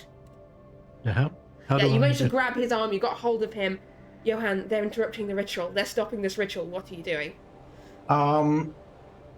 I'm drawing the rapier, which is broken off. This is broken off. Yes. So I'm throwing it, throwing the handle at the two of them. Okay, which one are you throwing it at? Mortimer or John? At Mortimer. Yes. Give me a throw roll, please. That's a This nice rapier one. goes flying across the room, clatters onto the ground behind you. Elsie, you hear struggling going on in this room. Ignatius, you're seeing all this go down. What are you doing? Whoever has a plan first. I'm gonna pull out the scalpel, and I am going to try to stab. I'm gonna try to stab the doctor. Okay. Their doctor. Give me not our doctor. yeah. Which one? Give me a fighting brawl. You have a bonus die because Mortimer's got him held. I am going to hold that book that I was using as a hammer. I am going to storm through the door and take a view of the room, see what's going on. And so you push open the door. You see John Greaves, the librarian, and Mortimer holding this guy who's struggling in their grasp as Ignatius is trying to stab him with a scalpel. Johann, just having hurled his rapier across the room. Johann's still chanting the entire time. And he's chanting. Johann's chanting. Yes, Johann's chanting. There's some statuette sitting in the middle of the room, and you need a sanity roll from Elsie for the statuette. All right, I will do that in just a moment. Is he chanting? He's chanting. So I am going to go up to him. Can he see me? Or is he focused? This is all happening in a split second. You pushed open the door, you've got 1 split second to do something, and then I go back to what the others are doing. I am instant. going to hit Johann on the back of the head with the book I have. Okay, give me a fighting brawl. Please. I am saying I'm not noticing her. I'm focusing on the two you're not that trying are to dodge, you're not trying to fight back. Give me, a fighting brawl. Yes. And my sanity broke, but I am going to spend the luck to win that roll. Okay, on the fighting brawl. Yep. Okay, so please roll me. I think I established at some point what heavy book damage was because it became a D6. I don't think it's a D6. I think we're going to say 1D4 for the book. Roll me 1D4 as you thwack Johann on the back of the head. Johann, it's a 1. You take 1 point of damage. Elsie, roll me 1D3 for your sanity loss. And back round to, John and Mortimer. What are you two doing? Going to inject the other doctor to sedate him. And I'm That's still trying to cute. hold him steady. Okay. And that has brought me below my minimum. Yes, it has. So I need you to roll me 1d10 for sanity loss, please. So Mortimer is injecting Dr. Hughes with the sedative. John is holding him still. Elsie, I'll get to you in just a moment. Johann, you've been hit on the back of the head with a book. What would you like to do? I'm going This to... ritual is now scuppered. You're seeing it's non-recoverable at this point. This is not recoverable. I will keep chanting anyway. And I'll swing wildly behind me. But yeah, you are under attack. Essentially, your own instincts are coming in. They are attacking you for no good reason. Yeah, no. I'm gonna whack fighting brawl behind me. Okay, give me a fighting brawl, please, from Johann as you swing round to. Yeah, that's a success. What do I roll to dodge? Dodge would be a dodge roll, fighting brawl if you want to fight back. That's Elsie, yes, you dodge out the way as Johann goes to punch you. But Elsie, Johann is clearly possessed by something. This paranoid sense of certainty falls on over you as Johann has been possessed. Like, you've read about such things in Manny's books. Perhaps he's been possessed by an entity, or the doctor swapped his mind with him. Something like that has happened. You're sure of it. Johann in his right mind wouldn't do this. He has been possessed by Dr. Hughes. Yes, I believe that. My paranoia belief. I am going to attempt to hit him on the back of the head again. Okay, so he's going to hit him again. Give me a fighting brawl with the book, Johann. You can either try and dodge this or fight back against this. Fighting back. I am going to spend my luck again. Yep, make that a success. That makes a hit. Roll me another 1d4 as you're just battering Johann with this book. Ignatius, what are you doing as this, Elsie and Johann are just fighting each other? Whilst the other two So- are taking down the doctor. I murmur to myself, my God, D'Angelo was right. And then I'm gonna cast a spell. That's I making can't- canon. I cast Abyss of Mind's Eye, which can be used to destroy the sanity of others, and I'm going to attack the sanity of the enemy doctor. Okay, alright. Abyss of the Mind's Eye. Okay. Give me one moment whilst I look this up. What did you get on your 1d4 for damage, Elsie, or is your keyboard playing up again?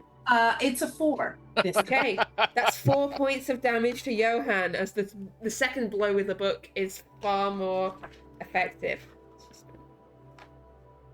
Derek hit in the nose. Does that Okay, involve a con roll to stay conscious? I'm not sure if that's Is big that enough. What's your maximum? 9. 9. So that's it's not a major wound. Ignatius, you've never cast this spell before, have you? We did not determine if I had used it before the game started, so No, let's just you've say not. no. Yeah, you've not used this before, so I need a power roll from you here. Spells always come untested because, Gotcha. half the fun is in. So, that is not a hard success. As you reach out to cast this spell, you feel I spend the luck to make things. it a hard You can either spend the luck to make it hard success, or you can roll again, essentially pushing through this resistance against it. How much do I need to spend?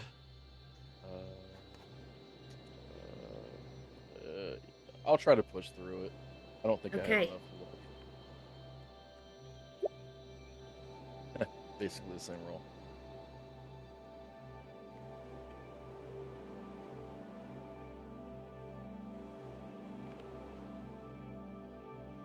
Okay, so that is not. So you're still successfully casting this spell as you focus on the doctor across the room. But there will, however, be a negative effect here, No. as this is a botched first casting of the spell, and I need you to roll me. I think it's a 1d10, as I just find the correct chapter. I should have this chapter starred because I never. This is always a chapter I can never find. I got you. Skills, system, combat. Tucked away. Chasers. Please hold. Vanity. All this is doing is just building up the suspense. So, Magic. like, I also need to check what your spell actually does. Oh, it was 1d8 actually. That's why. Oh, you you rolled only less than rerolled 8. it. You rolled less than 8, so that is fine. That is fine. Oh, this is fine. The foul smell of brimstone fills the air oh, as, just this stench, this sulphurous stench as you reach out your mind to destroy the sanity. There it is. So this costs 10 magic points. Mm-hmm. And I need you to roll me 1d3 for sanity loss. And this is an opposed power roll with your target. Okay, So I need a lose 2 power roll sanity. off you. You lose 2 sanity. Sanity. One sec. I'm gonna put And that in you- the chat.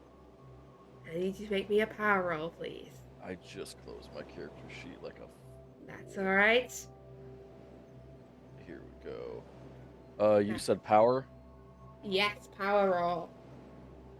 Extreme success. Let's go. Yes, and the doctor, as he lets out this, he's being injected with the sedative, he lets out this scream of panic. You watch as his eyes just go wide as he just screams. Do I know how much of his sanity I took, or if it's permanent? What? What did you inject him with? So it's 5 points of sanity, and he's currently like temporarily insane, as far as you can tell. But he's also being injected by water. He's not having a good day. No, he's not. He's So having a very he's lost. bad day. He's going mad. He's being attacked. Mortimer, you've got this. You've injected him with this sedative. He's screaming. The air is full of this stench of sulfur. Elsie and Johan are fighting each other. You and John have got this. Dr. Hayes, he's starting to like lapse. Well, he's still screaming, but you got an D'Angelo injection is into him. validated. D'Angelo is validated. I'll Yes. try to hold my hand over his mouth and muffle his screaming, basically, as he's being restrained. There's not much Okay. else I can do till the sedative kicks in. It's nothing to do with what I've done. I think it's the ritual. I think something's gone wrong with the Okay. ritual. He had started it. What are you doing? You're just helping Mortimer get this screaming just man down to the ground. Keeping a tight hold on him till he stops moving. Okay. Johan, Elsie is battering you with a book. I'm going to try to prevent her from doing that again. I'm going to try to grab her hands and push her to a wall. Okay, give me a fighting brawl. Probably yell something in German about stop interrupting the ritual. I'm going to dodge. Okay, try and dodge out of this. Out needs of this to- extreme one. No, like Oh, you no. grab Elsie, you're like yelling in her face. I ended up dropping the book, I think. Yeah, the book drops to the floor with a thud. Elsie, what are you doing? They've swapped minds! This isn't Johan!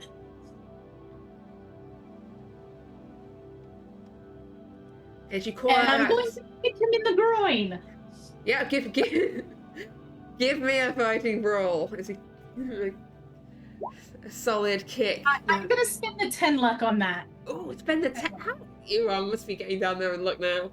I'm gonna try to fight back by kicking my knee in between and pushing Like- basically the rest of the body also against the wall. So, like, picking up the like kind of like wrestling, fighting against each other. That does not work. It that's does gonna not hurt. work. So Oh, I'm well. gonna, yeah. So what is it for me kicking him, So- kneeing him in the groin? Give me your unarmed damage, and Johan, give me a Constitution roll, please. It's D3, Unarmed basically. damage is, Yes, it- one. I failed my constitution roll. That's 69. Yes, you you drop Elsie as she just kicked you very hard. That's a You did 2, it by the way. Really, very, very hard. That's 2 points of damage. One for each nut. Yeah, that was. We're learning that whoever taught Elsie Smith like self-defense classes, like I told y'all, Liam Neeson. Elsie is not to be trifled with. Do not fuck Ignatius. with Elsie. Elsie calls out, about Johan being like having swapped his minds with the doctor. She, like, those two are fighting. Those two have got the doctor. What are you doing?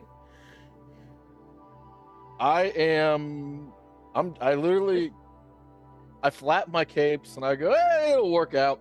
And I'm going to go underneath the table to try to figure out who's actually down there. Yes. Okay, so underneath the tablecloth, Yep. you see there is a figure bound and gagged. Underneath this table Uh-huh. is Aubrey Penhew. Oh, damn it. I should have gone through the ritual. I just look at him. And I go, Aubrey, you're a bitch. And I'm gonna take the scalpel and I'm gonna start cutting through the ropes. I'm just gonna go, I hate you so much, Aubrey. You are such a loser. You are never getting your book back. If I ever see you, I'm gonna hire someone to beat you up. You are such a loser. And Okay. I am trying to destroy this man. I'm not being kind. I'm being rough. I'm just pissed. Give me an intimidate roll. Let's see how upset you. Like, let's see how like this. I just want to see how much psychological damage you're doing here. None. No. None, Um, absolutely none. My heart's not in it. I'm just yeah. like, Everything has gone to shit. I thought I'd be out of here in 20 minutes and be drunk. God blessed. So, Mortimer and John, the screaming starts to trail off as Okay. your captive seems to be lapsing into unconsciousness. Ignatius has gone under the table to rescue the captive. Elsie and Johan are fighting, and Elsie has said that the minds have been swapped. Do I have a moment to look around to see Dr. Dale? Yes, you look around. And I just shout out, Clement. Do you not see any sign of Dr. Dale? Oh, I don't. No. No, okay. Currently not within sight from where you are. Okay, right then. I'm going to basically search the doctor to see if he's got any keys or anything on his person. That Alright, might yeah. be useful. Let's call And that a spot hidden for sec. I mean, it's not really a spot hidden, but I don't have a proper pocket searching roll. I need to invent the Sleight of hand, I think. oh sleight of hand. Oh. Yeah. But Spot hidden works too. spot hidden works for now. Sleight of hand is probably in future. Yeah, sleight of hand would be if I'm trying to take something without him realizing, really. You find in his pockets there's a ring of keys there. Yeah. Yeah, I'll take Amongst- those. Yeah, Just a ring of curious. keys. What appears to be a cigarette case, a box of matches. A candle and random stuff. Well, I've probably not got a candle in his pocket, but there is definitely a pocket handkerchief. Okay. Well, was the knife for the Oh, ritual? and what looks to be a syringe in a case. Well, I'll take that syringe in the case as well. I'll try and work out what it is. But the knife he was going to use for the That was ritual, laid on the table. It's did it look as if it had some sort of runes or anything marked on it? Is it you just saw a it- plain? You only got a brief look at it before this kicked off. It looks to be a Yep. silver knife. Well, if it's within reach, I'll grab that if I get a chance whilst the other one's Yeah, so sedated. currently, you've probably taken this time to search. This is all happening pretty Oh, fast. yeah, I'll be searching Yeah. and looking around possibly. Yeah, so you've been searching the other doctor's pockets. Johan. Am I still conscious with that failed con save? Oh, was that 69.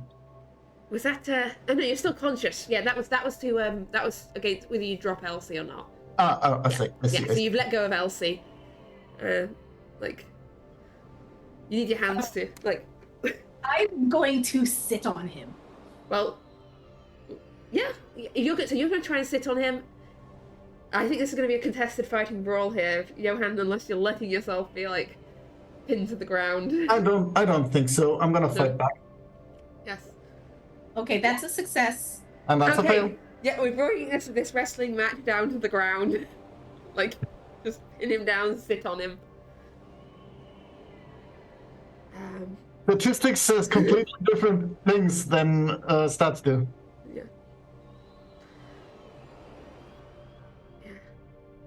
So Elsie, yeah, you've got him pinned down to the ground. The other doctor is out for the count. Ignatius, you're cutting through the bonds on the captive. I think for now we can possibly slow the pace a little. As Elsie has Johan pinned down. The other doctor is unconscious. Miss Smith, we were just trying to find you. Looks like this Dr. Hughes had sent some creature to kidnap you, and probably Dr. Dale as well. Yes, Dr. Dale's in the hallway. Dr. Dale, you can come in. I think we've tamed this. There's no response from the hallway. Okay. Can I see him from where I'm at? Because I barely moved. Yeah, give me a sanity roll, please. Sanity. Yes, please. Another one. Yes, please. That's a fail. Dr. Dale is standing in the doorway of the hall. You can see him, he's standing there. And he goes, sorry, what was that, Elsie? Come in here. Come in here. We think we know what happened. Ah, goodness. I think. Yes. I think. As Dr. Dale steps into the room to make it clear to everyone else, none of the rest of you can see Dr. Dale. Elsie is talking to nobody. But we can hear everything she's saying to Yes. Dr. Dale. Yes, you can. All right. I'm gonna keep fighting. Okay, are you trying to escape? Yes. I mean, yeah. I'm Okay. still trying to get the ritual going somehow. Yeah. The rest of you, yeah. Elsie, there's a struggling Johan underneath Elsie. If you want to assist with this, or If I can, I'll try to restrain Johan, because he was acting weird the moment the ritual started. So yeah, let's have a fighting brawl. Johan, John, you've got a bonus die because Elsie is sat on Johan. okay. I'm not getting anywhere today. Poor Johan. Poor Johan. Roll20 doesn't like me. That's normal. His struggles. Johan is Yogan. I had to. Yes. Johan, it's not like you don't need to keep fighting. Like, the ritual is scuppered. Like, there's no chance of recovering it now. You would feel this feeling of defeat run through you. I think they swapped minds. I don't know if it's done. I'm gonna look up as I'm cutting Tenhu. Cutting the ropes. Yeah, The ropes, yeah, not him. yeah. Not him. Elsie, who are you talking to? I don't see a Dr. Dale. Or... He's right here. He was in the room under the cellar. two kidnappings. I He don't helped see me him. out. We can't see him. No, there's no one here. He's standing right here. Elsie, give me another sanity roll, please. Yeah, no, he's That's still another there. fail. He is still there. No, he most definitely is here. He's No. holding the broken bit of sword. Hey, You said he Elsie, was in that room, that cellar. Well, below the cellar. Below the cellar. We were inside a the closest description would be an oubliette. There was a hole in the ceiling of it and a trap door, and we had to get the trap door opened. He lifted me up and I was able to push the door open. Well, it looks like this doctor has been behind all the abductions and kidnappings that we were looking into.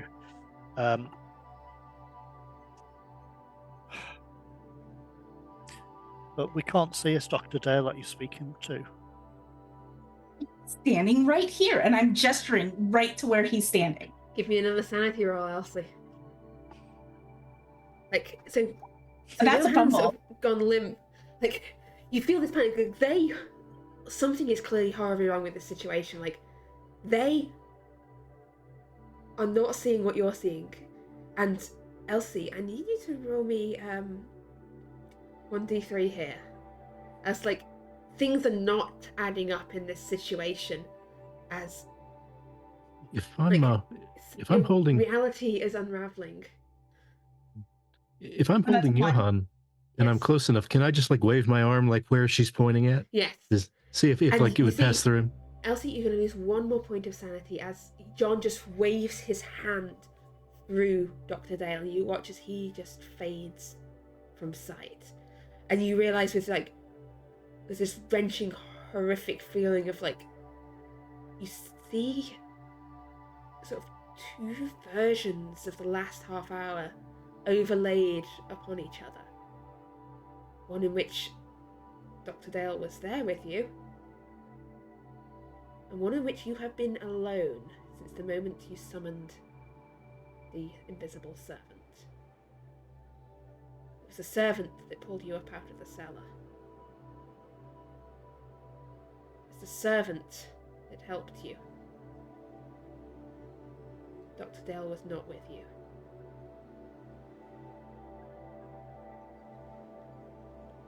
No, I'm going to get up and I'm going to go back into the cellar. Okay, so you get up Elsie? off Johan and head back Right. down to the cellar. Can I call out to her? Yes, yes. I'm not going to listen. Okay. I call out to you fruitlessly. Okay, I'm gonna so try as- to get up again. Yeah. So Johan, like, urgency has left you. Like, this is like essentially almost back to your ordinary self for now. All right. Like, What happened? So Elsie has got up. She's leaving the room. Is anyone following her, or is everyone else staying in the room? Mortimer's doing stuff in the room, so he's staying Okay. here. And John's still next to Johan. John, go help. I need to talk with Aubrey and I need to talk with Johan. Go. All Not right, that all right. Elsie needs help, but you know All what right. I mean. I'll follow after her. Then. Johan, ritual started. He pulled out a shrine thing, artifact. You didn't react well to it, I think. The ritual kind of messed with your head, but you're right as rain. Help me. Could you help me with Aubrey Penhue here? Sure. Yeah. Okay. Now, Mr. What the Penhue, hell? real quick, I told you everything that I told you at the house when you got sassy with me. I was right and you were wrong. No words. Just shut up. I'll cut you. I will cut you because I fucking hate you and your stupid voice and your stupid face. He's got the other. It was Hughes. I think he took the librarian's friend. I think it must have been him. Yeah, we figure that out. Just no more talking, or I'm gonna get to slicing and dicing because I'm not nicing. Look, if you were another friend of ours, I would He said he had Elsie. 100%. He said he'd heard Elsie. Elsie I thought I saved. saw her there. Elsie saved. It's okay. She's perfectly fine. She can defend herself. My fucking nose. Is she? Where did she go? Is she? She's just don't worry Is she about alright? Elsie. Yeah. She is very healthy and strong. You are not. You are pathetic. Elsie is a tank. Not to be fucked She with. didn't seem Well- alright. Well, we found out it was Dr. Hughes, which is why we were all here, and he was going to do some unpleasant ritual. I think he'd planned to use you as a sacrifice in it. I gathered that much. Yes, from the ropes and the chanting. But yeah, we weren't going to let that happen. We thought we could trick him into starting and bring in anyone he had captured here. So as you start to explain this whole thing to Aubrey, Elsie, you left the room. No one followed you, right? No, I did. John yeah, did. John John followed did. her. So Elsie, you leave the room. You return, sort of heading back down the steps to the trapdoor. I am going to grab something to light my way on the way. Yeah, you If can there's pick up there's the candle still burning on the table, or wherever Yeah. you put it down. Yes. I'm going to take that to light the room. I am going to go into the cellar. I'm going to point at the bookcase. All of Maddie's missing books are there, and I'm going to go to the hole in the ground. Okay, John, you're just behind her. You see as she like points to the books, and you see all of this. Okay. So, Elsie, you peer down. You can see this trapdoor leading down to the darkness of the basement below. I lay down on the floor on my stomach and I put the candle in as far down as I can reach. Do I see the pile of coat? As you look In the down, as you middle? hold the candle down, you see this pile of singed coat in the center of the floor. And lying Okay. not far from it, you see the limp form of a man wearing just his like shirt sleeves, lying on the ground in the cellar. Dr. Dale? It doesn't. No movement. Does not respond. No. Mr. Greaves, he's in here. Right, is there? I hate to ask this. There doesn't happen to be a ladder in the room that I can put down to go down to the. There is no ladder. No. There's no other obvious entrance into this oubliette.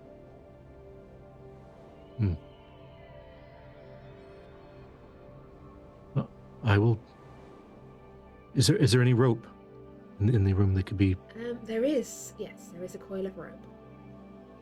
My dressing gown is probably there too. Yes, yes. There's So also a woman's dressing gown. If we can take the rope, if it's long enough, tie it to something substantial in the room and throw it down the hole and then climb down it. Okay, yeah. Give me a climb roll.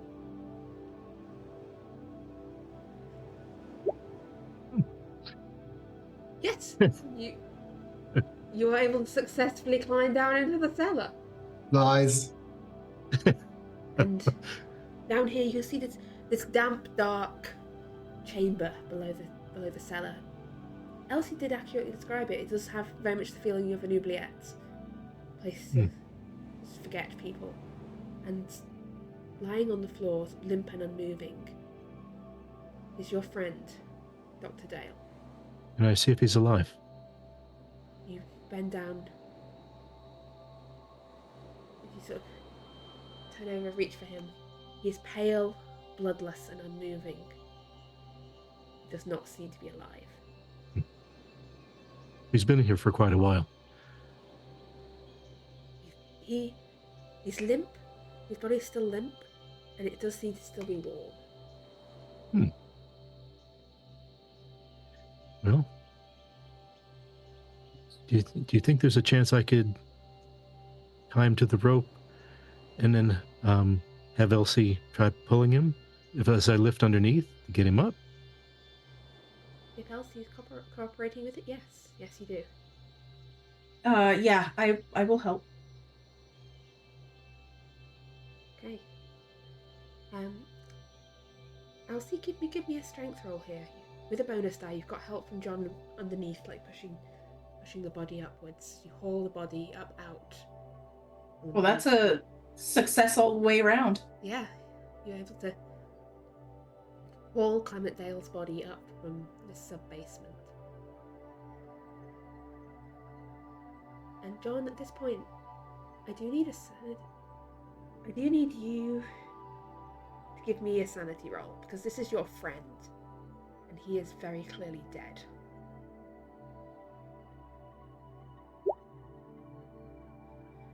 And I need you to roll me 1d4.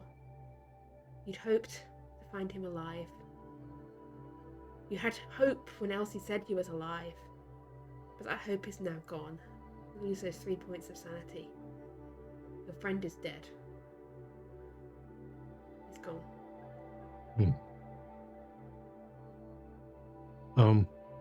Can I hold out a bit more hope until Dr. Mortimer? Perhaps, yes. Is that the thread of hope? You know there is a doctor in the other room. So I call out to Dr. Davenport. So Yeah, what? No, I'll probably be able to see the room. yeah, you got partway through explaining. So you're up in the dining room. You got partway through hearing this explaining. You hear a voice calling you from down, like all the way down towards the cellar direction. Be right there. What I'll do, I'll pass the book that was Ignatius's off the table directly to him, and I'll grab the silver knife, and I'm just going to head to where he's calling from, and I'll put the knife in a jacket pocket, I suppose, if it's small enough to. Yeah, so as Mortimer heads down towards the cellar, that leaves Ignatius, Johann, and a very pale and shaken looking Penhew in the dining room. All right, Penhew, come on. We're gonna get you some food and water. No, we need to make sure that Penhew, Elsie's all right first. She got taken by that creature. Elsie just beat up Johann, and John is with her. Dr. Mortimer is going with her. Look, I don't want to babysit you because you really irritate me, more so than you could fathom with your pathetic little mind. But I do need to make sure that you're okay, because I don't want you to actually die. I'm fine. I'll be fine. I know you're not fine because you're pale and you look dehydrated and blah blah blah, all that stuff that they tell me when I go off of the bender. Okay. So as we're going to go back to Mortimer and the others, and you're talking to Penhew. So Mortimer, you head down to the cellar. Yeah, I'll see the body of Dr. Dale. I've not met him, but I'm assuming that's who it is. What does he look like to me? Just pale, limp, is it familiar? Give me a medicine roll as you seeing his body laid out there on the ground, like stuck from this Let me see. Just the cellar where they've lifted I've him up. thrown the rope back in so John can climb out. Yes. Thank you. that's a fail for me. Wow. But That is a that's a first. bad roll. It is. Let me see. How much luck would that be for a success? For that's 7. doable. I'll just spend the luck and make it a success. I'm not happy with failing a medicine roll. It's not like me. Yeah, it's been a rough day. It takes that little moment longer, but was that point to look to make that a success? This is a familiar condition. You've seen a corpse in this condition before. Yeah, I could probably see the Couple years tiny ago- pinholes. On the Orient Express, yeah, you see these tiny little pinpricks scattered across it. This is very much like the body of Johann's friend Wolfgang, who was killed on the Orient Express, drained of blood from these multiple tiny wounds. Yeah. I'm guessing there's no way he can be brought back as such from this. He's dead. He is empty very of much blood. dead. Yes, he is very much dead. But you Um, know, well, at least it seems familiar. What might have killed him? Yeah. I don't think he's coming back from this, unfortunately, Mr. Greaves. He is very dead. I think Can I you don't know tell how what? long. It must have been quite quick. I've got an idea what may have caused this. It's one of these eldritch horrors, a strange creature. I've encountered one before. Like that Starwalker thing we saw? Very similar, but they're all different. But it's similar to that. He must have had one as a guard or something here. And a tear slides down Elsie's face. Yeah. I'm not going to explain anymore because I can see how upset Miss Smith is, but and I'm not saying that out loud. That's just me as a character. Not, yeah. It's not much we can do about this, unfortunately. I think we'll probably need to leave this place open, this door here, and if we can get the authorities to come here to. They'll probably reveal enough to incriminate Dr. Hughes already. I'm really sorry about your friend's death. Well, he'd been gone for quite a while. It's not that surprising, but it is disappointing. Yeah, the creature in question's a type of vampire. There's no blood left in him. Could we, at some point, talk more about this? Oh, definitely. Plenty to talk about. I mean, you've got to tell me all about your library. I've never had a chance to visit it. I do love books. But, yeah, we should probably see what's going. Do I notice the books in the room? Are they? Give me a spot hidden roll as you look up from this dead body. Yeah. Looking around at this chamber, you can see the Another tables, the fail. bookshelves. I don't notice. You're probably too distracted by the very dead body on the ground. Yeah, the lighting's not very good anyway, so. Yes. And that. What we need to do is clean up as much as we can, remove any dangerous items that could cause any problems. We haven't been seen entering here. We could send Aubrey somewhere. We'll chat to him and stuff. Well, Ignatius will probably explain everything to him. It's not going to be a problem. No, he needs to be prosecuted properly. Dr. Get him off Hughes, the streets. the problem is he may summon another creature to deal with us. Then what are you going to do? Kill him? It's possible we can make it look like an accident that he accidentally did it.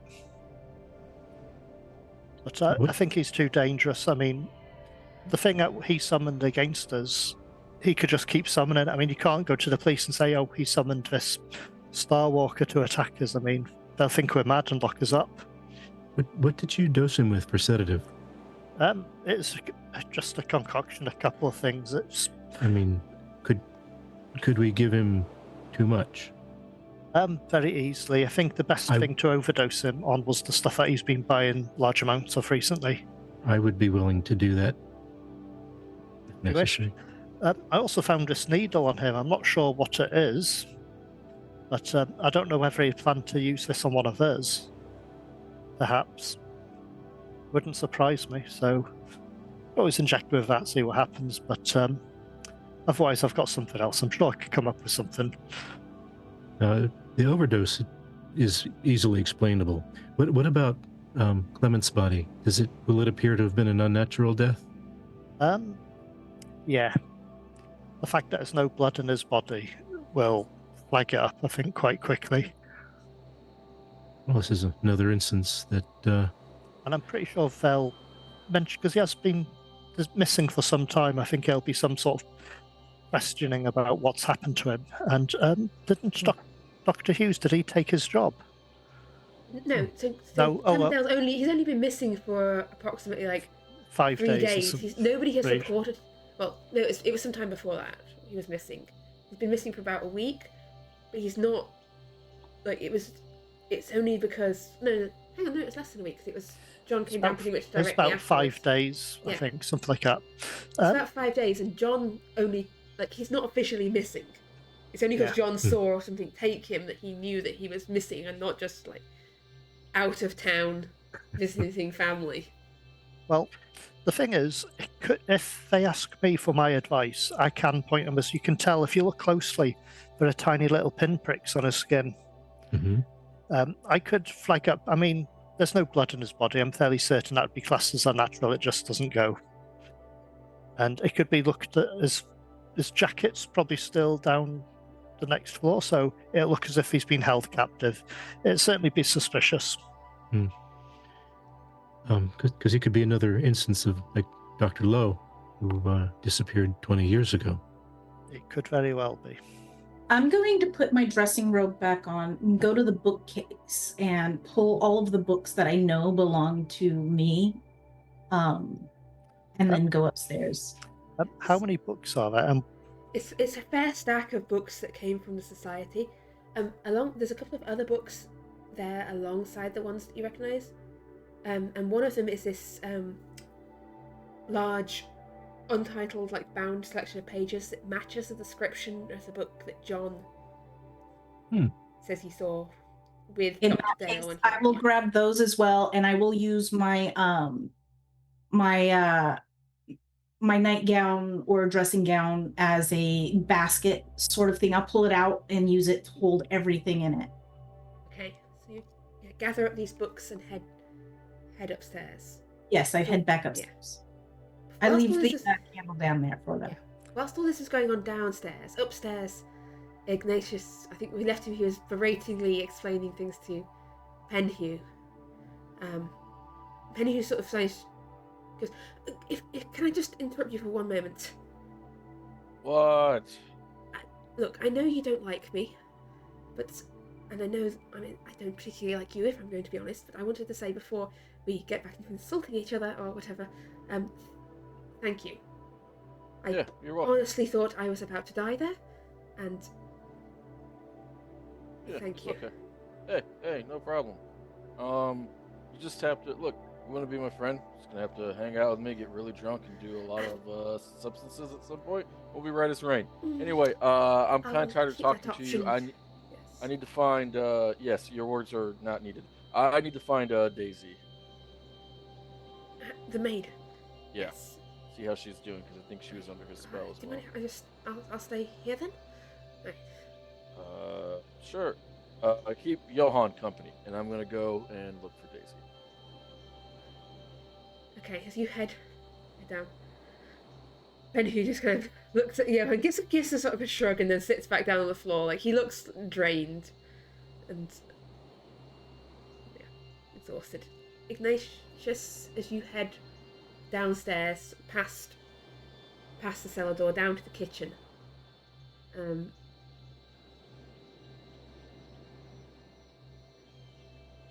Doesn't seem, in the first room you go into, there doesn't seem to be anyone in there, in the main kitchen room. Okay, can I try to be sneaky? Yes, you can. Stealth. Ooh, hard success. Yes, you can quietly creep into the kitchen. You know that there's a side room, there's a pantry, there's also the scullery off where you went before when there were gunshots. Yeah.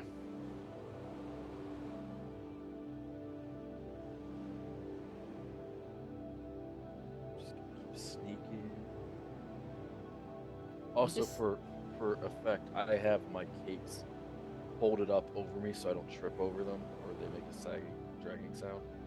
So I'm like, Okay, so you have the capes Are you- bundled up. You sneak Are you around. hiding behind them, like holding them in front of your face as you sneak along? That's not how sneaking works.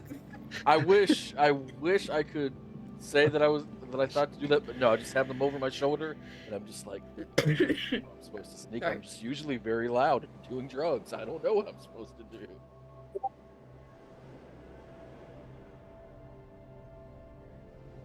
So, yeah, you slip around. No sign of her in the kitchen or the pantry, but huddled down like behind the sinks in the kitchen, you see Daisy.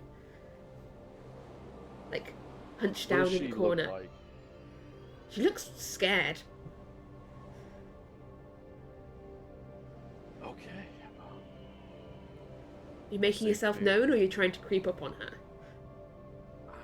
I'm gonna try to. This sounds so bad, but I'm gonna try to observe her for a couple more seconds to make sure that she's not cuckoo for Cocoa Puffs or turning into a vampire or any other insanity that happens in Ignatius's life.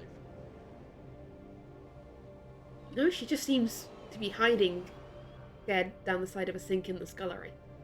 Okay, I'm gonna call it very softly. After a few moments pass. Hey, Daisy. Oh god, it's you. It's just me. I heard there was fighting upstairs, but Dr. Hughes told me to stay down here no matter what I heard. Okay. Is he alright? How much do you know about Dr. Hughes and what he does? He's a history professor. Well, history don. And Okay. he's the best employer I've ever had. I understand that, Daisy. Remember when we had the last time I was here earlier today? We had to have that, or last night, that very honest moment between the two of us. You mean You after don't. after the gun shop? Right. When I asked you to stay with me for your own safety, and I asked you about your employer. Okay. Yes.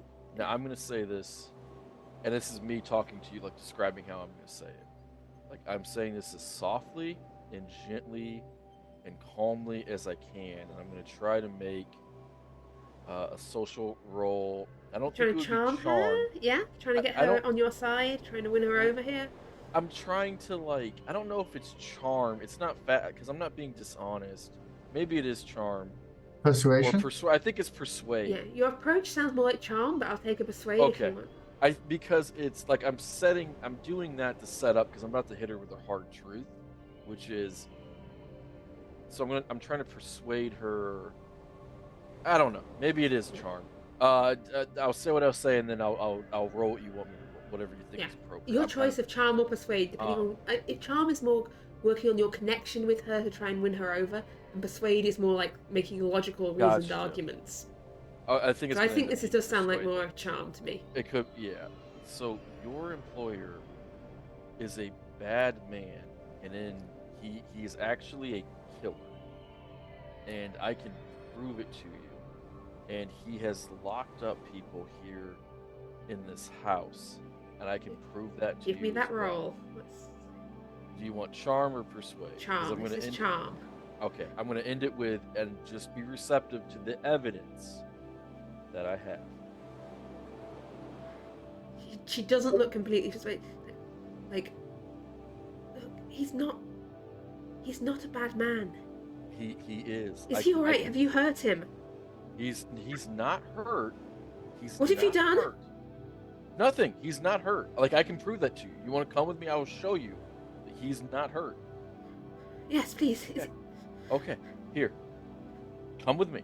And then I'm gonna lead her out. And as we walk back into the room, I'm gonna say, "I'm with Daisy." As you reach the top of the stairs, you see Elsie there with coming up the stairs with this bundle of books bundled up in her dressing gown.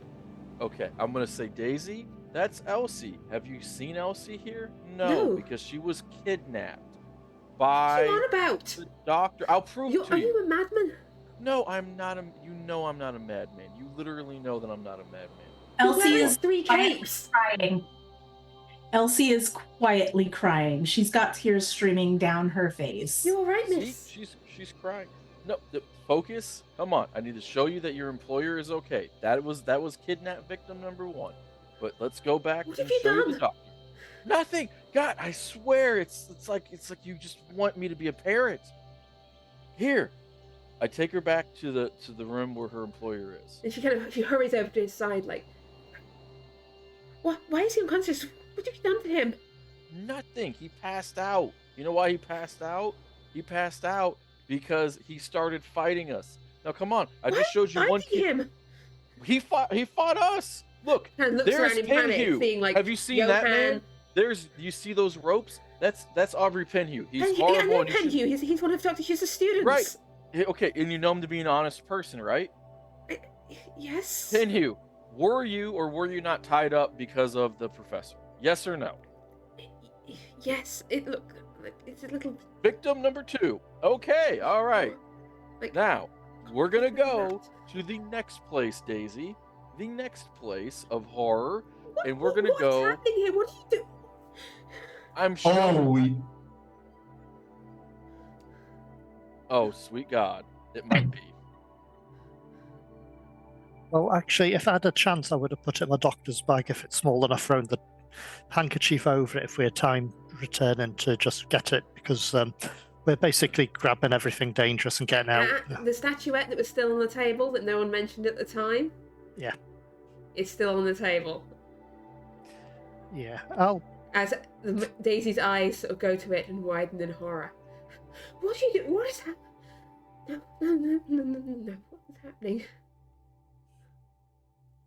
Okay, Daisy. She looks very shaken. She like shies back away from it. Yeah, that's your employer owns that, by the way.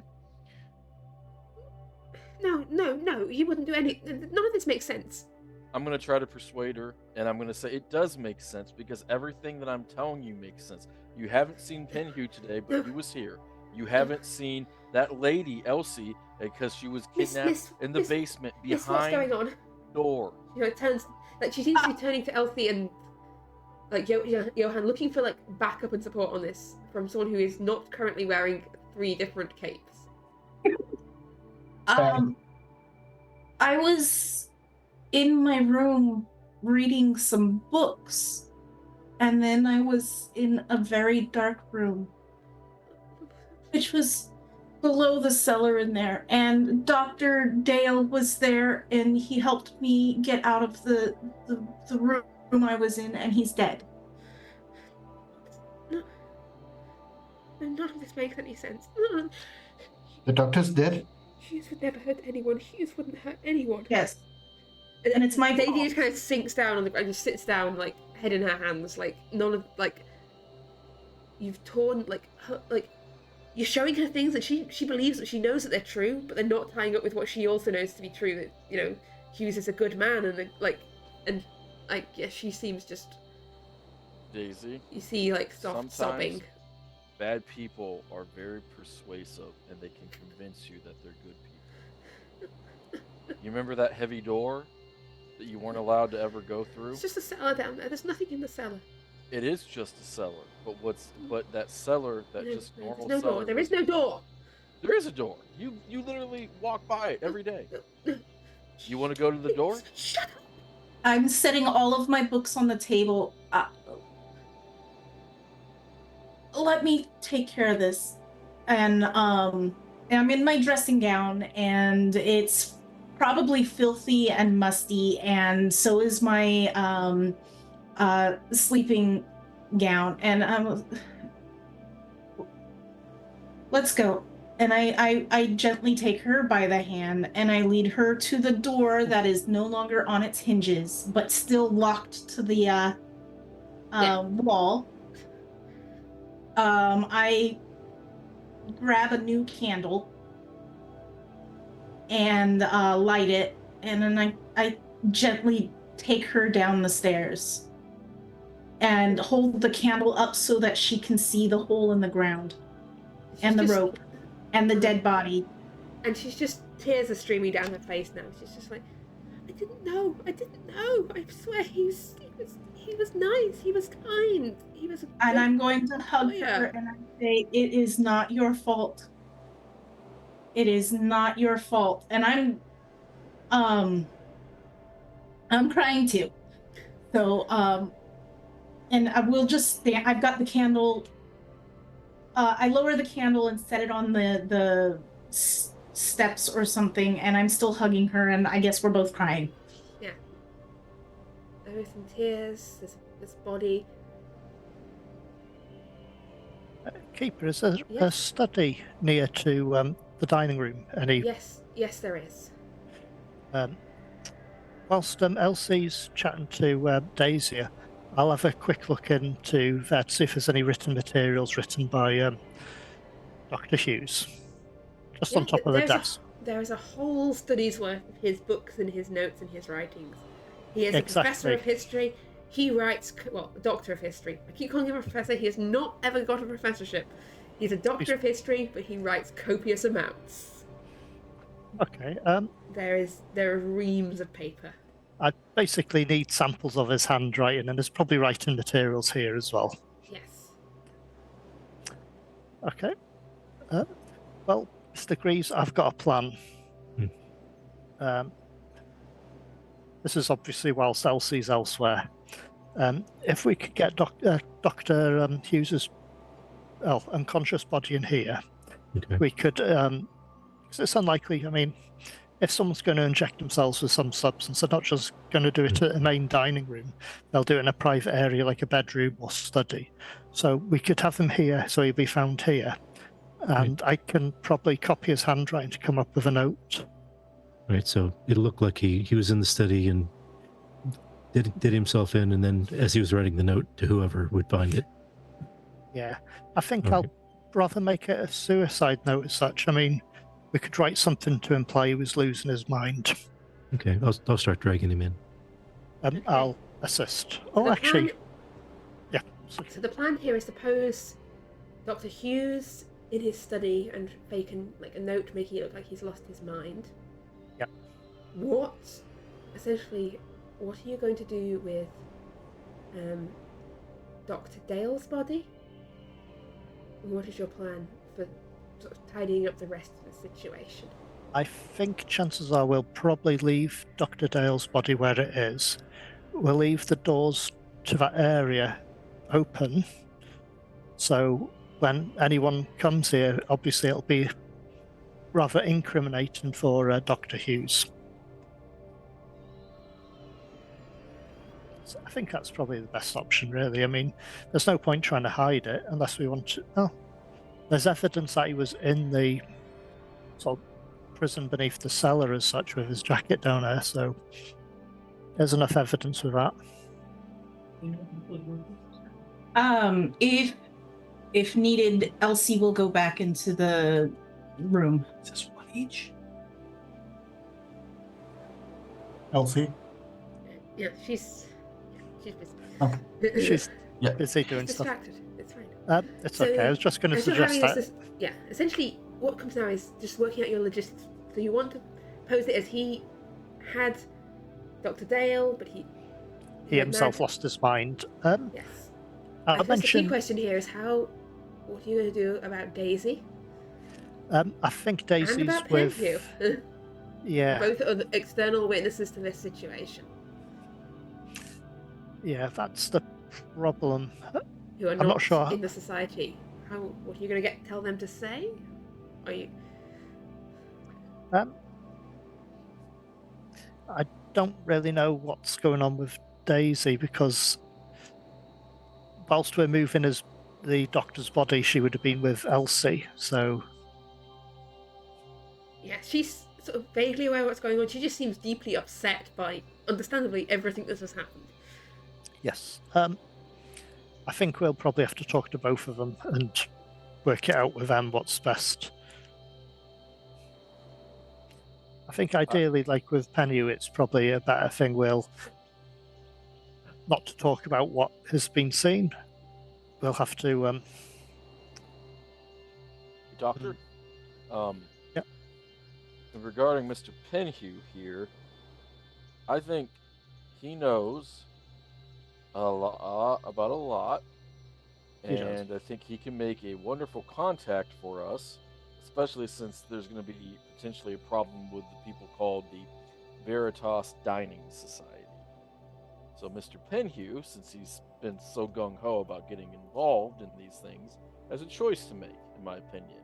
He's either all the way out and no longer messes with any of this business whatsoever, or he's all the way in and is an associate and a resource for us, and vice versa. That is what I propose. I can help you. I can keep an eye on them for you. For real this time, without Hughes around, I can really Yeah. I can keep a watch on them for you. And anything else, here. It sounds a good idea. I mean, that was the other reason, Mr. Penny. I didn't want to tell you too much about what we suspected, because, as you recall, you had given us some information about a meeting going ahead, but I believe Mr. Hughes somehow planted it in your mind to set us up. All I knew is I had to tell you that. I don't know why I had to tell you that, but I had to He hit tell you you with that. a spell. He hit you with a spell. He That's, used we know. hypnotism or something. Yeah. I know that now. We know it That's- wasn't your fault, but Yeah, no one's mad at you. I'm not even mad at you, and I hate you. I wink as I say it to try to try to be nice to him. Look, I can help you explain. Like, he's my tutor. Like, if he was going mad, I can say that I thought, like, if someone comes and asks, I can say, that he was acting odd, that he was out of sorts. I can back up your story. Absolutely. I think Daisy's the more pressing issue because she's not from this.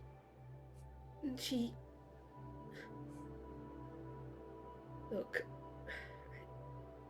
I think once she's calmed down about it, maybe she could be persuaded to follow the story as well. I think, but I think I don't know if she'll be able to hold it up. She's not. No, I agree. Good at the one proposal that I have, Penhew, and I'm sorry to keep interrupting you, it's just that you're Penhew, is we could potentially give her employment back in London. Doesn't even have to work at the society per se, but just give her. This is a great place. She loved working here. She always talked about how great the pay was. Yeah, I know how hard it is. No, actually, I don't have to work a day in my life, but theoretically, it must be hard to have to work. So, whatever, that's just a thought. But anyway, I think we need to get out of here because it's been loud, and quite frankly, I'm surprised that no one's come knocking on the door. Well, no gunshots, and it's been quite quiet. This is an isolated property. I bring Daisy back into the room. I'm sorry, it's just been a lot. I'm sorry. Yeah. Do you believe us now about what we've shown?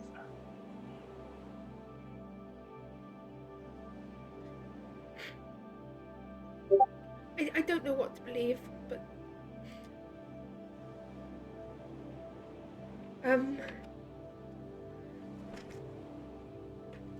I don't really know. I don't understand, but Sometimes it's best not to the understand. police will come. The police will come. They'll have They questions. I don't know what I'm supposed to say.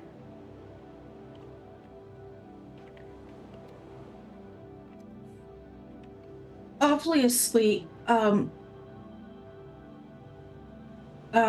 what's his name? I don't think I ever met him, but obviously he has some malicious intent behind everything he did. Dr. Edmund Hughes. I had never met him, and yet I ended up in his cellar.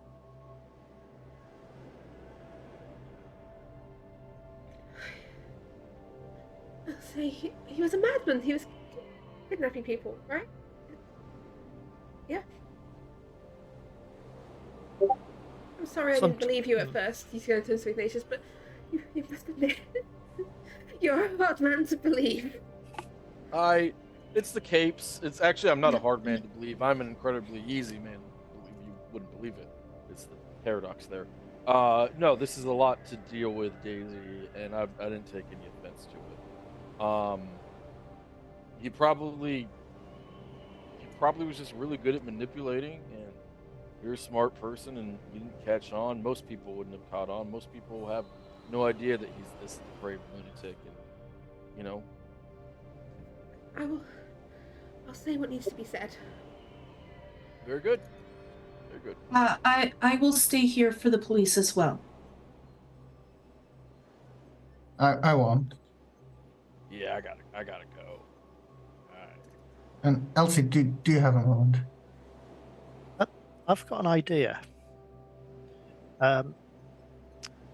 Well, it could be that it was Daisy here who found Miss Smith and helped free her from where she was held captive. That could be part of the story.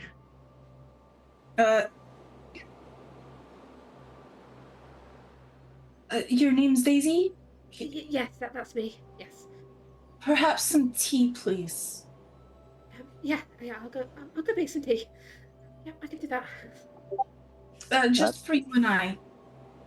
Yeah. She hurries off to the kitchen. Any interesting books in this study? Things that would be more of the dangerous variety? There's a lot of books of history in this study. I was thinking in the desk drawers or something like that. Nothing that seems to pertain to anything eldritch or occult. Leave everything else here. Just take my books, the books that I've placed on the dining room table. I'll stay here with Daisy and Mr. Penhew. Bill got a note to write, and it shouldn't take too long. But yes, let's start on with the next stage of this, and the rest of us can make our exit. And I'll explain to the police my portion of it. But it's my fault. Dr. Dale's dead. I didn't know. How is it your fault? Don't blame yourself. It's strange things like this happen around magic and things like that. You just can't prepare yourself for it.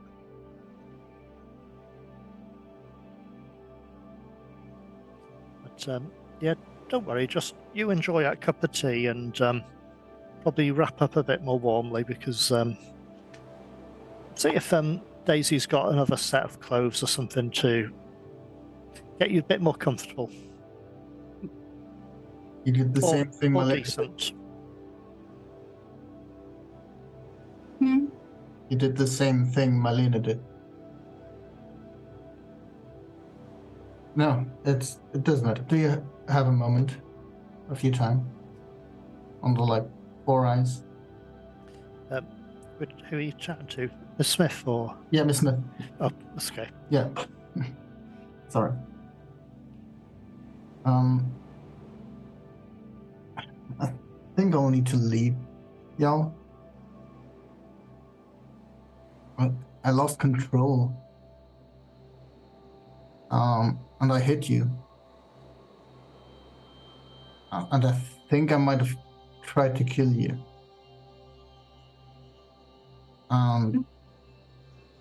I don't think you even touched me. I certainly tried.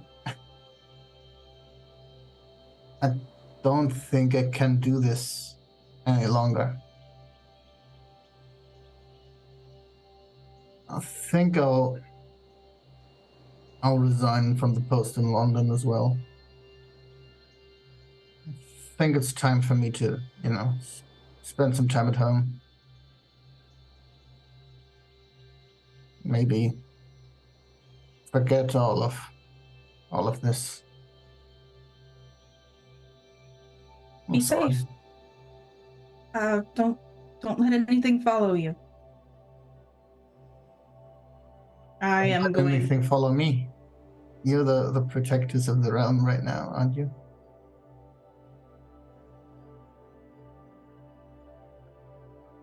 Not very good at it, but not very good at it. And I'm gonna go and leave and go into the kitchen with Daisy, and we'll drink our tea. Yeah, and I'll just leave the building and grab the next whatever towards London. As Johan walks off into the night and Elsie goes to have tea with Daisy, Mortimer, can I have a forgery roll from you, please, for this note you're leaving?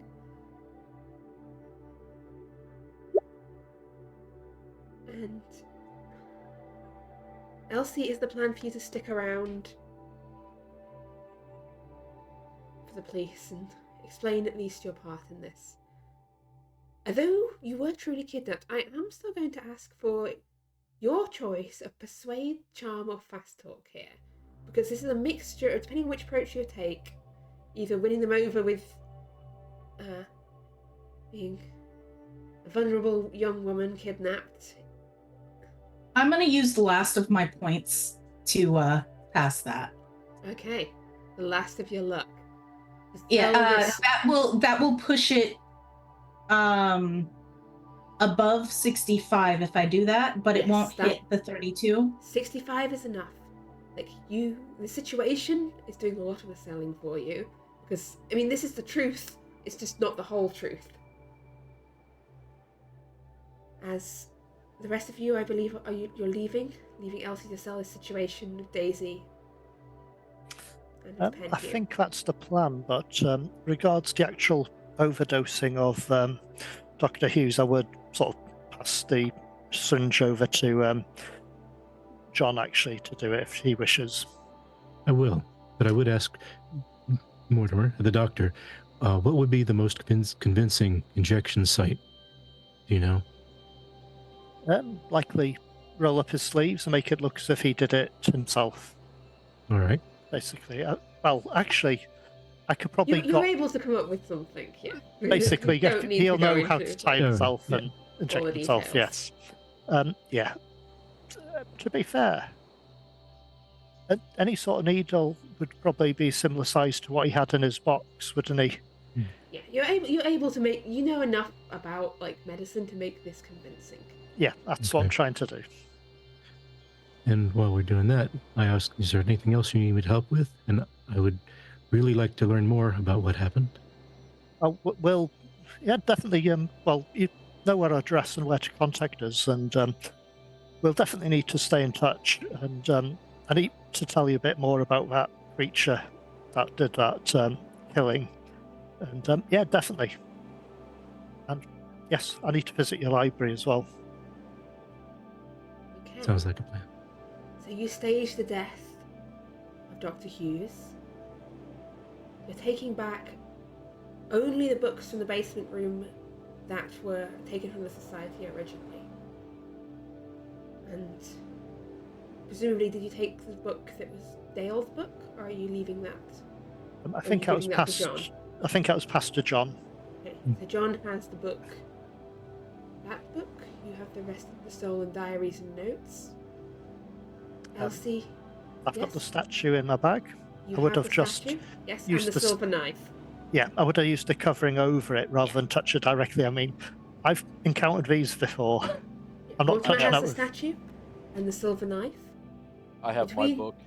You have your book. Johan heads off to Pastor's New. And Elsie, yes? And what of part of Johann's rapier? Should we collect that to take that out as well? Yeah, we'll probably grab those bits as we're doing the general tidy up. Anything that we brought with us, we're taking with us. Yes. No, leave the sword. Leave both, just the broken bit. Or break another one if there's a decoration. I have to have a reason on how I got out. Okay. Yeah, that's it. It could have been found in the room. Yeah. So you leave the broken blade and leave Elsie, Penhew, and Daisy to sell this story to the Oxford police.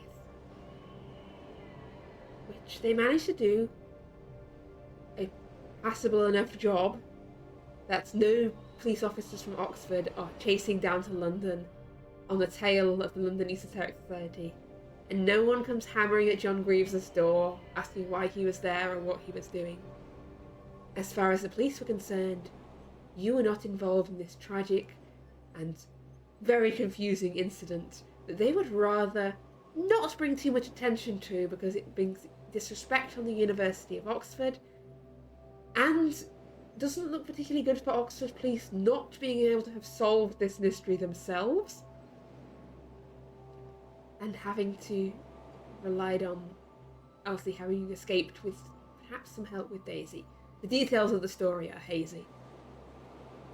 But as the society heads off in their own way, it remains to be seen whether they will meet John Greaves again, and whether they will ever, willingly or unwillingly, return to the city of Oxford.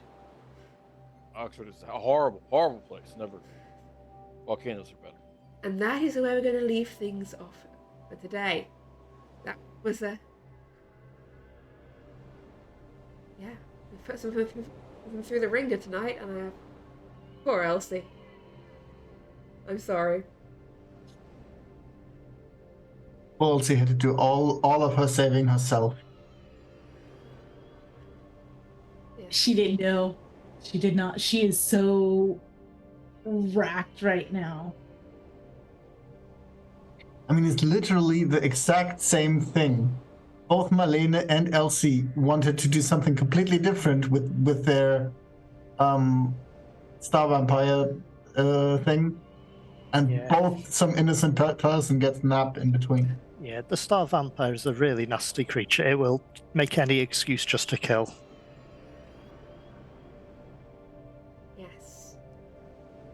So, between this week and, well, next week, I need to actually check my calendar. I presume we're back next week. If I have enough of you around that I've not murdered or traumatized, we'll be back next week with more Call of Cthulhu. Between now and then, I have some skill roll increases and luck increases to run through for my unfortunate players. They've been through a lot, and we'll probably have a bit of a time skip.